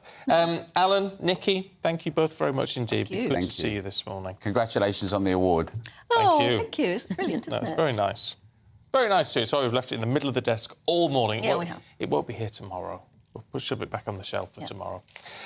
Now, bad news if you're planning for retirement, as, well, we all are. Hopefully. A new study has found that 1 in 3 of us will struggle to make ends meet. The report is published by Scottish Widows, and it's predicted that many will still be paying rent in retirement, and 35% of adults not being able to pay for what we would consider necessities. Well, let's talk to Jonathan Watsley, who's Director of Wealth at Work. Good morning to you. Why is it that our pension savings are not being enough? Is it that we're not getting returns on our investments, on our pension plans? Is it that we're not putting enough away? What's going wrong? Yeah, there's a number of factors really. So, the first thing to note is, of course, auto-enrolment came in just over 10 years ago, which meant that people were auto-enrolled into pensions. So clearly that's been good news for everyone over the last 10 years, although even that we could debate as to whether the contribution levels are high enough. A lot of people say at the moment they're 8%, which is a combination of employer contributions, but the general view is they should be much higher than that for people to have a reasonable retirement. I think the other issue as well is, of course, that only came in the last 10 years. So we've got a bit of a gap, actually, of people and what they've saved. So you've got if you like, the baby boomers, many of whom had good final salary pensions that have gone into retirement. But actually, you've got a tranche of people that are coming up for retirement now that, if you like, okay, might have had auto-enrolment for 10 years, but didn't actually have good pension contributions before that. So actually, their overall savings are relatively low. So we're likely to see a dip. And of course, that's been exacerbated by the fact that, very, very volatile stock markets. People's pensions generally, particularly in the private sector now, are dependent on markets and where you're invested. It's almost one of those cases where you think the only way to make sure you've got a good enough pension is to have started it much earlier than you did. In other words, looking right back 40 odd years. And that's a problem as well for the next generations, isn't it? Because they're having a hard time at the moment with the cost of living crisis. They're having a hard time paying their rent or their mortgages now, let alone putting money aside for a pension they may need 30 or 40 years hence. Yeah, you're absolutely right. I mean, the cost of living crisis is clearly having a big impact on people. And so research we've done ourselves, actually, back in April, showed that 59% of people who are contributing to a pension right now are thinking of either reducing it or indeed stopping it altogether, purely because cost of living. So again, clearly, if that happens, that's going to make the situation worse again. So one of the things that people really need to think about is, where are they spending their money? Are the things where actually they're spending money and they don't need to spend money? And the typical examples of these are some relatively big spend items if you take it over a year. So if you think about some of the things that most people buy, so for example, household insurance, so contents insurance, buildings insurance, car insurance, if you think about broadband contracts, you think about mobile contracts, all of these things matter up to a lot of money over a year, and yet often people do not shop around. So there's other things, if you like, on the cost side that people need to look at before they stop their pension contributions or indeed reduce them. But of course, it's going to be different for different people. For some people, they will find, we've had people, we go into a lot of employers, talk to their employees, and we see lots of people where they just don't look at this stuff, and then they realise they can save maybe £1,000 a year, so significant amount, and yet they haven't given anything up. They've just shopped around more for those bigger ticket items. It's part of the problem here, though, that when you get, and we all know what it's like if you've got a pension and you get your forecast through, and your initial response is, well, the pension pot looks healthy, and then you look at what they say you could get on an annual basis with a drawdown or whatever, or an annuity, and it's you wonder how you're possibly going to survive on it. So the system doesn't seem to work very well. Yeah, I think I think that's a fair comment. Is that there is that psychological element that you can see a pot which might have even a six-figure sum on it, 150,000, 200,000, and for a lot of people they think, wow, that's a lot of money. But of course, then when you think how many years you might be in retirement, and again, research shows that people constantly underestimate how long they're likely to live. Now, one could clearly argue that's great news. People are going to live on average longer than they think, but of course you've got to fund that, and so that is an issue. There is this mismatch between what appears to be a relatively good sum of money on a statement, but then actually how many years of income is it going to buy you, and how much income per year are you going to get? And we're finding that people are already saying that they are going to delay retirement from what they originally planned for that very reason, because they don't believe their money will last the number of years that they're likely to live. OK, Jonathan, we've got to leave it there. Thank you very much indeed. Oh, joy. Let us know if you're in that particular predicament. GB News at the other way around, GBViews at gbnews.com. We've got all the latest on Rishi's radical plans to overhaul our NHS in a moment, but first, here's your weather. Good morning. Well, Welcome to your GB News weather forecast from the Met Office. I'm Craig Snell. We're looking ahead to today. A bright start for some of us in the east, but rain already in the west, and that will spread its way across many parts of the country as we go through the course of the day. And it's all down to this area low pressure, which is really dominating a lot of the Atlantic at the moment, and that will actually edge its way even closer as we go through towards the weekend. High pressure not too far away in the south, however, so here as we go into the weekend it may well turn a little bit dry. But for the here and now, some brightness in the east to start off with. But out towards the west, you can see this area of cloud and rain. Most persistent across Northern Ireland and Scotland, could turn heavy here for a time. And maybe the far southeast could just hang on to some brightness as we go into the afternoon. So if we do see that, highs here reaching around 21, 22 degrees, but elsewhere, more typical for the time of year, between around 16 to 19 degrees. Into the evening, very little change, still the risk of some further heavy rain across parts of Northern Ireland and Scotland. England and Wales, the rain a little bit more patchy, but for most of us, it'll be a fairly cloudy picture, and with winds generally coming in from the southwest, actually it'll be a warmer night than the night just gone. Maybe a little bit uncomfortable for some of us, especially in the south, with temperatures not much lower than around 16 or 17 degrees. But that humidity will quickly be replaced by some fresher air as we go into Saturday. The overnight rain moving away from the east as we approach midday, and for most of us in the afternoon, plenty of sunshine. Still some showers across the north, and these will be quite frequent and being blown in on a fairly strong wind. Could see some coastal gales for Scotland, and that will make it feel fairly fresh here. Temperatures not much higher than around 14 or 15 degrees. In the south, around typical for the time of year, so around 22, 23 for London, for example. And very little changes as we go into Sunday and Monday. A north-south split, quite wet and windy at times across the far north of Scotland. Elsewhere, sunny spells and a few showers, and temperatures on the whole around average.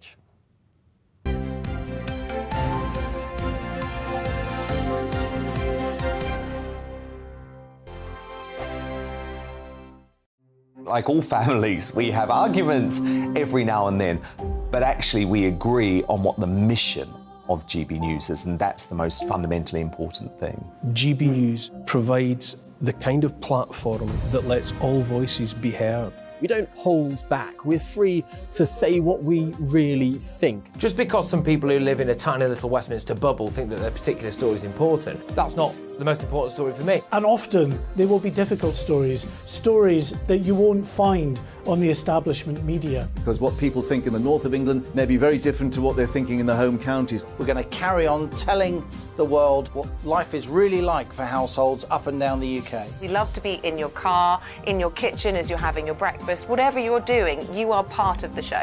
If it matters to you, it matters to us. Britain's watching. Britain's watching. Britain's watching. We're proud to be GB News, the People's Channel. Britain's news channel. Monday to Thursday, 9 p.m. till 11 p.m. Join me, Dan Wootton. I'll bring you the sharpest takes and hottest debates. Do you not believe in prison? I don't believe in prison. I'm completely stunned. I guarantee you there'll be no spin, no bias, no censorship. I actually was personally quite offended by it. And no reason to go to bed. So I guess I've always been quite woke. That's Dan Wootton tonight on TV, radio and online. Monday to Thursday from 9 p.m. till 11 p.m. on GB News. The People's Channel, Britain's news channel. Nightmare commute? Kick it up a gear with me, Patrick Christys, at drive time, 3 till 6 p.m, Monday to Friday on GB News Radio.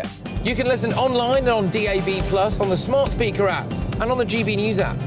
And if you've got an Alexa, all you have to say is, Alexa, play GB News. We're also on TuneIn and the Radio Player apps. From the school run to rush hour, get revved up with me, Patrick Christys, on GB News and GB News Radio. So Jubes and Kerr, we tackle the issues of the day with real robust debate, both sides of the fence, battling it out with me in the middle with my forthright opinions and views. And often really interesting things happen because you start with a position and then by the end of the debate you find actually, well, I might not have thought about that one. What we need in this country is 2 new political parties. You should maybe think about doing a 2024 calendar. I'm Michelle Dewberry and I'm keeping you company right through until 7 o'clock this evening. GB News, the People's Channel, Britain's watching. Westminster is going around in ever-decreasing circles, followed by the media. Britain is broken. How on earth did we get into this mess? But more importantly, how do we get out of it? Join me at 7 p.m, Mondays to Thursdays on Farage, here on GB News. We will have open, rational debate. We've got to work out how Britain moves forward from this. Join us here on GB News, the People's Channel. Britain is watching. You've probably seen politicians interviewed 1,000 times, but we do it differently. We find out who they really are, we don't shout, we chat, and hopefully we bring a bit of light, not just heat. Did you know Kate Moss? Apparently. Do you have a pair of jeans or a pair of jeans? No, of course I don't. What would I do with them? My friends are like, oh my God, what's she doing now? Join me every Sunday at 6 for Gloria Meets, only on GB News, the People's Channel, Britain's news channel.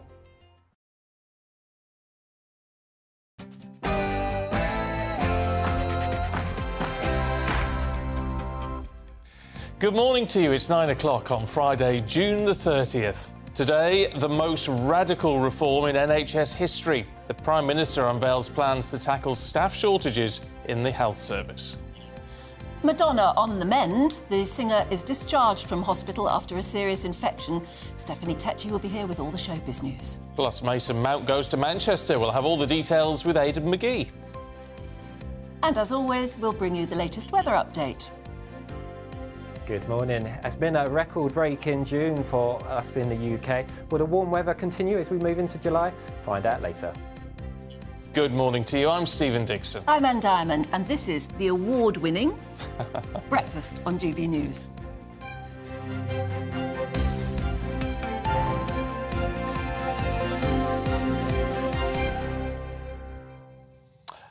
Loads of nice comments about the TRIC Award. Thank you very much indeed. But I've got to say, loads on the NHS, because that's our main story this morning, this new plan about the NHS and a 15-year plan. Yes, which is lovely because it's long-term. I don't know what it implies, what the Tories think about whether they're going to be there at the end of 15 years. But we've talked to many throughout the morning, and it seems that it does appeal to everybody on the face of it. Of course, we don't know the detail yet. No, but we're going to get details from Catherine Forster, who joins us now. But before all that, Catherine, I know you've got some breaking news for us. Hi, Catherine. A big champion of environmental rights, of animal rights under Boris Johnson in his government, has just announced that he is resigning. He's got a Foreign Office post currently. He was named in the Privileges Committee report yesterday, but that is not what this is about. He is resigning about the government dropping the Kept Animals Bill. This was one of the flagship pieces under Boris Johnson's government. Things like banning live exports, banning primates being imported as pets, a whole raft of measures to look after animals. The government has decided that it can't find the time for that, dropped it to quite a lot of controversy. And basically, Zach Goldsmith is saying, it's been a privilege to be able to make a difference to a cause I've been committed to for as long as I can remember. But this government's apathy in the face of the greatest challenge we face makes continuing my role untenable. I'm stepping down. In our efforts in a wide range of domestic and environmental issues have simply ground to a standstill. So the Kept Animals Bill and his environmental causes that he feels are so critically important. He talks of apathy from the current government, and he's stepping down as a result. I'm trying to remember whether or not he's still an MP or whether he's been made a Lord. Because, I mean, his stepping down from this, does it have any effect now? Will it cause any problems now for the Prime Minister particularly? Well, he's a Lord. He's in the House of Lords. He's stepping down from his role in the Foreign Office. I don't think this is going to be hugely problematic to Rishi Sunak. Of course, Rishi Sunak has many problems of his own, because these 5 priorities that he's talked about so much that looked quite easy are now looking increasingly difficult. We saw the Rwanda plan fail in the courts yesterday, and of course what they want us to be talking about is the long-term NHS 15-year plan, which is something that is being welcomed by pretty much everybody, but big questions with it. Of course, they're planning to double the number of medical school places. They're planning in total an extra 300,000 roles for doctors, nurses, other workers over the next 15 years, £2.4 billion of new money. And this should make a big difference. But of course, at the moment, the NHS is facing real, very immediate challenges. There's going to be a 5-day doctors' strike next month, which is unprecedented. The waiting list that Rishi Sunak says he's going to get down are currently growing, and so great to have a 15-year plan. Of course, will the Conservatives still be in power after the next election to implement it? And in the meantime, what about all the cancelled operations that there's going to be as a result of the doctors' strike, and how are they going to resolve that? OK. Catherine, thanks very much indeed. So just to reiterate that Lord Goldsmith, Zach Goldsmith, has resigned, but as Catherine's saying, shouldn't actually cause too many problems. It's not as if it causes a by-election, no. But he has lost a minister, so it's a headache for Rishi Sunak, but maybe not much more than that. OK, keep you up to date with that, of course, throughout the course of the morning. Now, the phone hacking trial brought by Prince Harry and other celebrities against Mirror Group newspapers is set to wrap up today. The lawsuit alleges unlawful information gathering between 1996 and 2011, claiming that Mirror Group journalists used methods like phone hacking and employing private investigators for unlawful activities. Well, let's talk to our Raw reporter Cameron Walker, who's at the High Court for us this morning. And it might be wrapping up today, Cameron. We're not going to hear the results of this for quite some time, are we? No, that's right, Stephen. We're not expecting Mr. Justice Fancourt to make his ruling for at least a couple of months. But of course, this has been an incredibly long, drawn-out process. Earlier this month, the world's media was stood where I am because Prince Harry became the first senior member of the royal family since the 19th century to physically be in court and be a witness as part of a trial. And Prince Harry spent 2 days here being forensically cross-examined and questions on every detail of his allegations against Mirror Group newspapers, who he alleges used unlawful information gathering at its titles between 1996 and 2011. So things like phone hacking or so-called blagging, the use of deception to get information, and the use of private investigators for unlawful information gathering as well. Now, in Prince Harry's witness statement, he said that some journalists had blood on their typing fingers. The Duke seems pretty convinced that the information obtained in order to write, let's say, unfavourable articles about him must have come by unlawful methods. But under cross-examination, Mr. Justice Green, representing Mirror Group newspapers, put it to him that a lot of the information he's referring to was already in the public domain, either through other publications publishing it before Mirror Group newspapers did, or in some cases, palace press officers and Buckingham Palace spokespeople putting it out in the public domain as well. He also pointed to Prince Harry's lack of hard evidence, what he saw as a lack of hard evidence. Now, in response to that, Prince Harry was saying a lot of that hard evidence was destroyed due to the use of burner phones at the time. But this week has been the closing argument in this case. Now, Mirror Group newspapers' lawyer said that the newspaper group has already paid out more than £100 million in compensation to what Mr. Green described as genuine victims of alleged of unlawful information gathering, even who had direct evidence. And they did say that Prince Harry is entitled to £500 of compensation relating to one article where unlawful information gathering did take place back in 2004. But he argued that the latest wave of litigation brought by Prince Harry and other high-profile figures was being brought because associates of those were already saying that they should make a claim, and that they were encouraged by lawyers to make a claim. But David Sherborne, KC, representing Prince Harry and the other claimants, he said that Prince Harry was a prime target for tabloid journalists, and he said that the judge should use the findings from a separate litigation back in 2015, which found that a Mirror Group newspaper editor was one of the 5 most prolific users of phone hacking methods, and that editor had Prince Harry's phone number. And all of that information means that, in David Sherborne's view, it's implausible that Prince Harry is not a victim of unlawful information gathering. The trial is due to wrap up today, and Mr. Justice Fancourt, the judge, is due to make his ruling at a later date. Gosh, Cameron, thank you very much indeed. Yeah, that's the point, is that Prince Harry's the one that everybody's talking about, and of course Prince Harry is the one that an awful lot of the tabloid newspapers are being pretty nasty about, but there are many others involved as well. But it's going to take such a long time for anyone to come to a conclusion that people will, because whoever loses that case will appeal again. Yeah. It just makes the lawyers rich, actually, doesn't it? Oh, yeah, the lawyers always win. Always. Talking of money, we were talking about betting in the papers, and there's been some criticism of Betfair in relation to a man who then took his own life. Mike has been in touch. Hi, Mike. He says, Betfair knew I was a pensioner as they ask your age, but they let me lose all of my pension pot. They made me a VIP and gave me free bets. It keeps you hooked. I lost it all, £75,000. Oh, Mike. And they couldn't care less. It's a very difficult one with betting, as to but the argument we were having earlier is how much of it, when you're an adult, how much of it is your fault? Your responsibility. Your responsibility. I mean, Shelley says every adult needs to take responsibility for their own actions and stop blaming the government or companies for their life choices. I know, which, you know... Is it a life choice once you become addicted? I think if you go into a betting shop or you go online a couple of times, then that's clearly a choice. But if you get addicted... You go in every day. At some point, you've lost that choice, haven't you?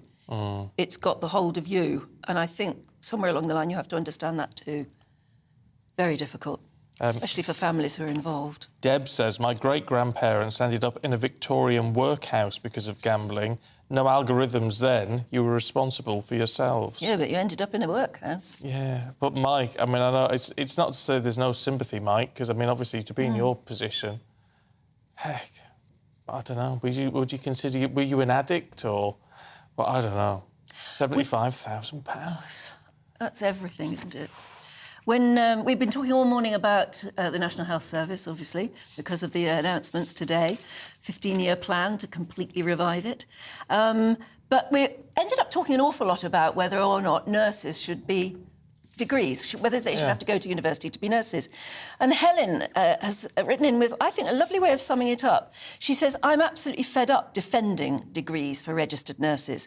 Just watch a good ward at work, and it is a complex choreographed medley of love, compassion, relationships, science, art, problem-solving, time management, and a whole lot more. I think that's a lovely way of putting it. It is, it is. Derek says, my wife, before retirement, worked for the NHS as an autism assessor. Although she studied at Bangor and got a first, she would be the first to say that you don't need a degree to be a good and caring nurse. She said some of the thickest people she ever encountered had degrees. We've all met them, haven't we? The University of Life is the best place to learn your profession. Well, it depends, doesn't it? I suppose. But that brings you back to the old argument. There used to be at least 2 level of entry for nurses. And maybe, maybe we're not all degree holders. Elizabeth says, I did a direct entry degree in midwifery when I was 18, and I've met some of the most lovely, caring people in my career.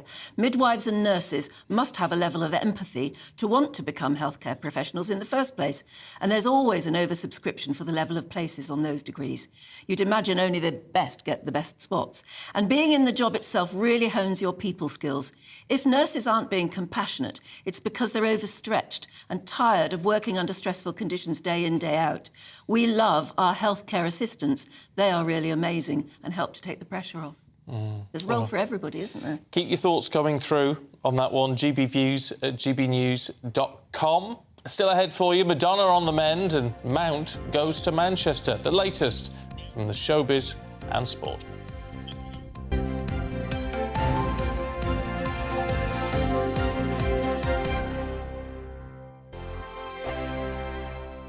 First and foremost, I am a GB News fan, and I was before I was working here. Just love the fact that we're asking the questions that a lot of establishment media won't ask. With a bit of a twist, we not only want to inform you, but we want to keep you entertained. It's worth the drive because you get in and the team's all ready and waiting, they're itching to go, and it's a proper little family. GB News is the people's channel. It's the audience that makes the programme sing. We're giving our viewers and our listeners a voice. I see the thousands of your letters, tweets, emails, you name it, coming in. Britain is broken.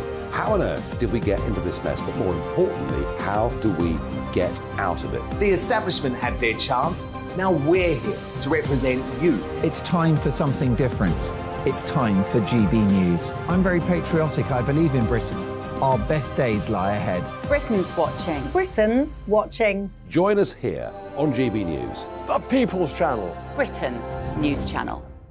Join me, Patrick Christie's Monday to Friday, 3 till 6. We tackle the day's news agenda like you've never seen before. It's high tempo, high octane, the most controversial topics, and the best guests. You will not be able to take your eyes and ears off it. I'm not afraid to ask the questions that you really want answered. 3 till 6 p.m, Monday to Friday on GB News, the People's Channel, Britain's news channel. I'm Andrew Doyle. Join me at 7 o'clock every Sunday night for Free Speech Nation, the show where I tackle the week's biggest stories in politics and current affairs with the help of my 2 comedian panellists and a variety of special guests. Free Speech Nation, Sunday nights from 7 on GB News, the People's Channel, Britain's news channel. GB News has its own late-night paper preview show, Headliners, where comedians take you through the next day's top news stories. You don't have to bother reading the newspaper, we've got it covered for you. Headliners, every night at 11 p.m, and repeated every morning at 5 a.m. We won't send you to sleep like some of the other paper review shows out there. GB News, the People's Channel, Britain's news channel. Join me, Camilla Tominey, on Sunday mornings from 9:30, taking the politicians to task and breaking out of SW1 to see how their decisions are affecting you across the UK. Bursting the Westminster bubble every Sunday morning, only on GB News, the People's Channel. Britain's watching. Every Sunday from 11, join Michael Portillo. There will be topical discussion, looking at the week before and the week to come. So kick back and relax at 11 a.m. on Sundays on GB News with me, Michael Portillo. GB News, the People's Channel, Britain's news channel. What you get for breakfast is something that, if we do our jobs right, you will wake up to news that you didn't know the night before. It's a conversation. It's not just me and Eamon. We want to get to know you, and we want you to get to know us. From 6, it's Breakfast with Eamon and Isabel. Monday to Thursdays on GB News, Britain's news channel. Hi, I'm Dan Wootton. You can watch me live on GB News Monday to Thursday from 9 p.m. And did you know that you can also watch and listen live on our website, gbnews.com?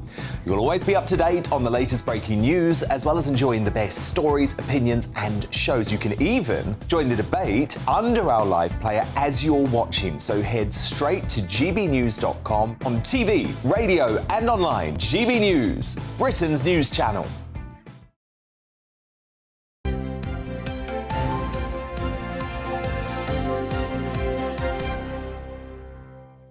(9:17). Good morning to you. So let's bring you fully up to date with all the sport and all the showbiz. Aidan McGee and Stephanie Tecci are here. Good morning, you two. Good morning, Stephen and Aidan. Yeah, all right, Aidan, let's kick off with the Ashes. There's a bit of a challenge on today. There is, yeah, but look, it looks a lot better now than it did this time yesterday. And I must say, somebody on Twitter picked me up on this. I did England a disservice. They actually closed yesterday on 278 for 4, not 224. Oh, why didn't I notice you saying that? I know. Well, I just feel bad because the numbers in cricket go right over my head. I've just chalked off 34 runs. What does that make them? 138 behind. Yes, that's correct. Yeah. That's good maths. Thank you. That's pretty good. Yeah. Were you just told to say that? No.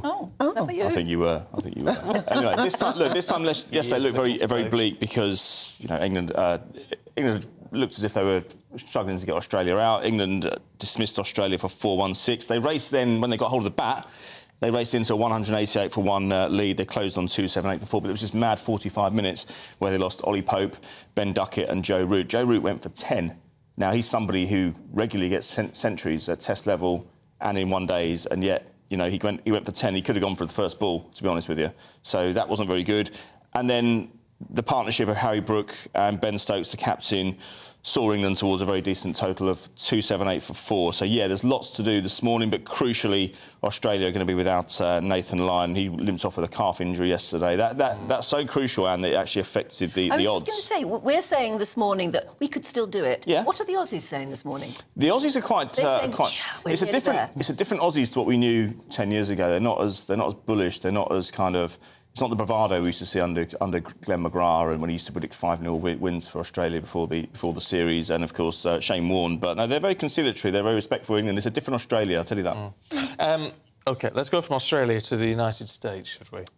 Because you've been hanging about with the one, the only Dolly Parton. Yeah, she's all the way from the US she's currently in London at the moment. So I had a chance to interview Miss Lovely Dolly Parton. She's promoting her new album Rockstar. So she's actually leaving country music behind and she's going for a more edgier, rocky sound. How old is she? She is 77. So she's thinking, oh, I'll change my tune now. And I asked her, I was like, aren't you going to be kind of making your country fans mad? And she said, no, they've been on a journey with me for so long. Oh, look so at that. They're going to love the album, rock star appeal of Dolly Parton. What is it about Dolly? Because, I mean, I've never met the woman. I would love to meet her because she just seems so fantastic. Sweet. She was talking non-stop. It felt like talking with a friend, basically. Yeah. And she's so personable and so sociable. It was just an absolute delight to talk to her. First time you met her? First time I met her yesterday. And she was talking about Madonna as well, you know. Oh, what did she say about Madonna? Well, she was saying Dolly's now 77, so she said she doesn't tour anymore. She says it's just too taxing on the body.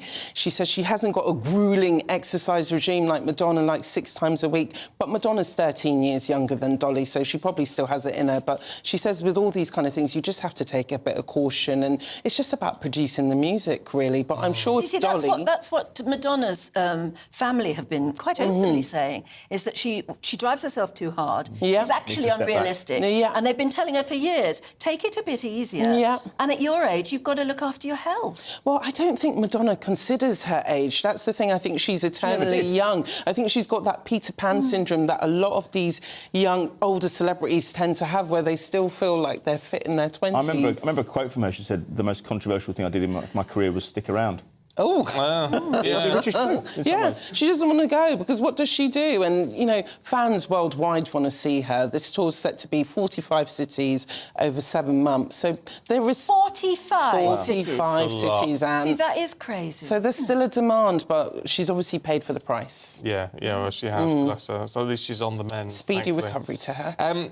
Mason Mount's off to Man United. Looks like it, yeah. So Man United's policy, which was, 4 or 5 days ago, they made a 3rd bid for the Chelsea player. He's been there since he was 6 years old. He's now 24, Mason Mount. So he's had a long spell at Chelsea. It's a big move away, a big wrench coming away from the club that he's supported all his life and he's had an attachment to since he was a young child. Man United made 3 bids. The latest bid, as you can see on your page, 55 plus £5 million in add-ons. Now, he's coming towards... He's going to the last year of his contract. It's quite expensive for someone who's only got a year left because you can get him for free next summer. But as I said to you last week, managers and clubs don't think 1 year ahead because they're only probably about 6 games away from the sack. But it looks as if he's going to go to... So Man United walked away from it 4 or 5 days ago. Chelsea have come back to the table and said, actually, you know, £60 million with 55 plus another 5 in attainable add-ons is probably quite a good deal. And they're going to take it. And Chelsea need to shift players out. They've signed so many players in the last year or so that they need to get some off the books. And this one's going to hurt the fans because he's been there so long. He's won the Champions League with them, and they don't believe they should be selling young players like that. But look, Man United is a great move for him. Yeah, well, you've got to do what you've got to do. Aidan, Stephanie, as always, Thank you. Lovely to see you. Thank you very much indeed. We're back tomorrow morning, 6 o'clock, as you would expect, so do join us then. But up next, it's the brand new look for Britain's Newsroom on a Friday with Tom and Ellie. Morning, you two. Good morning, Stephen. It's such an interesting day to be kicking this show, this Friday show, off on, because in the last few minutes, as I'm sure you know, Lord Goldsmith has just resigned from the government. We'll be digging into that. He says it's because Rishi Sunak doesn't care about the environment. Yeah, is that the real reason, or is there something deeper going on? We're going to be talking a little bit about that, aren't we? And we're also talking about NHS reform. It's huge, but shouldn't this have happened a long time ago? That's what Wes Streeting says. And does it go far enough? And indeed, it's still a topic of discussion across the country. This Rwanda ruling. Has the government lost control, or is the blob now in charge? Big questions there. We'll also be talking about a swan that caused chaos on the Elizabeth line yesterday. What was the right thing to do? Should it have been shooed away, or should we have run it over? We have very differing opinions on this. How does one swan just end a £15 billion railway? Trains are running in Ukraine, and a swan has stopped a train in the United Kingdom. It is Britain, isn't it? And it's all coming up on Britain's Newsroom at 9:30. Good morning. Welcome to your GB News weather forecast from the Met Office. I'm Craig Snell. We're looking ahead to today. A bright start for some of us in the east, but rain already in the west, and that will spread its way across many parts of the country as we go through the course of the day. And it's all down to this area low pressure, which is really dominating a lot of the Atlantic at the moment, and that will actually edge its way even closer as we go through towards the weekend. High pressure not too far away in the south, however, so here as we go into the weekend it may well turn a little bit dry. But for the here and now, some brightness in the east to start off with. But out towards the west, you can see this area of cloud and rain. Most persistent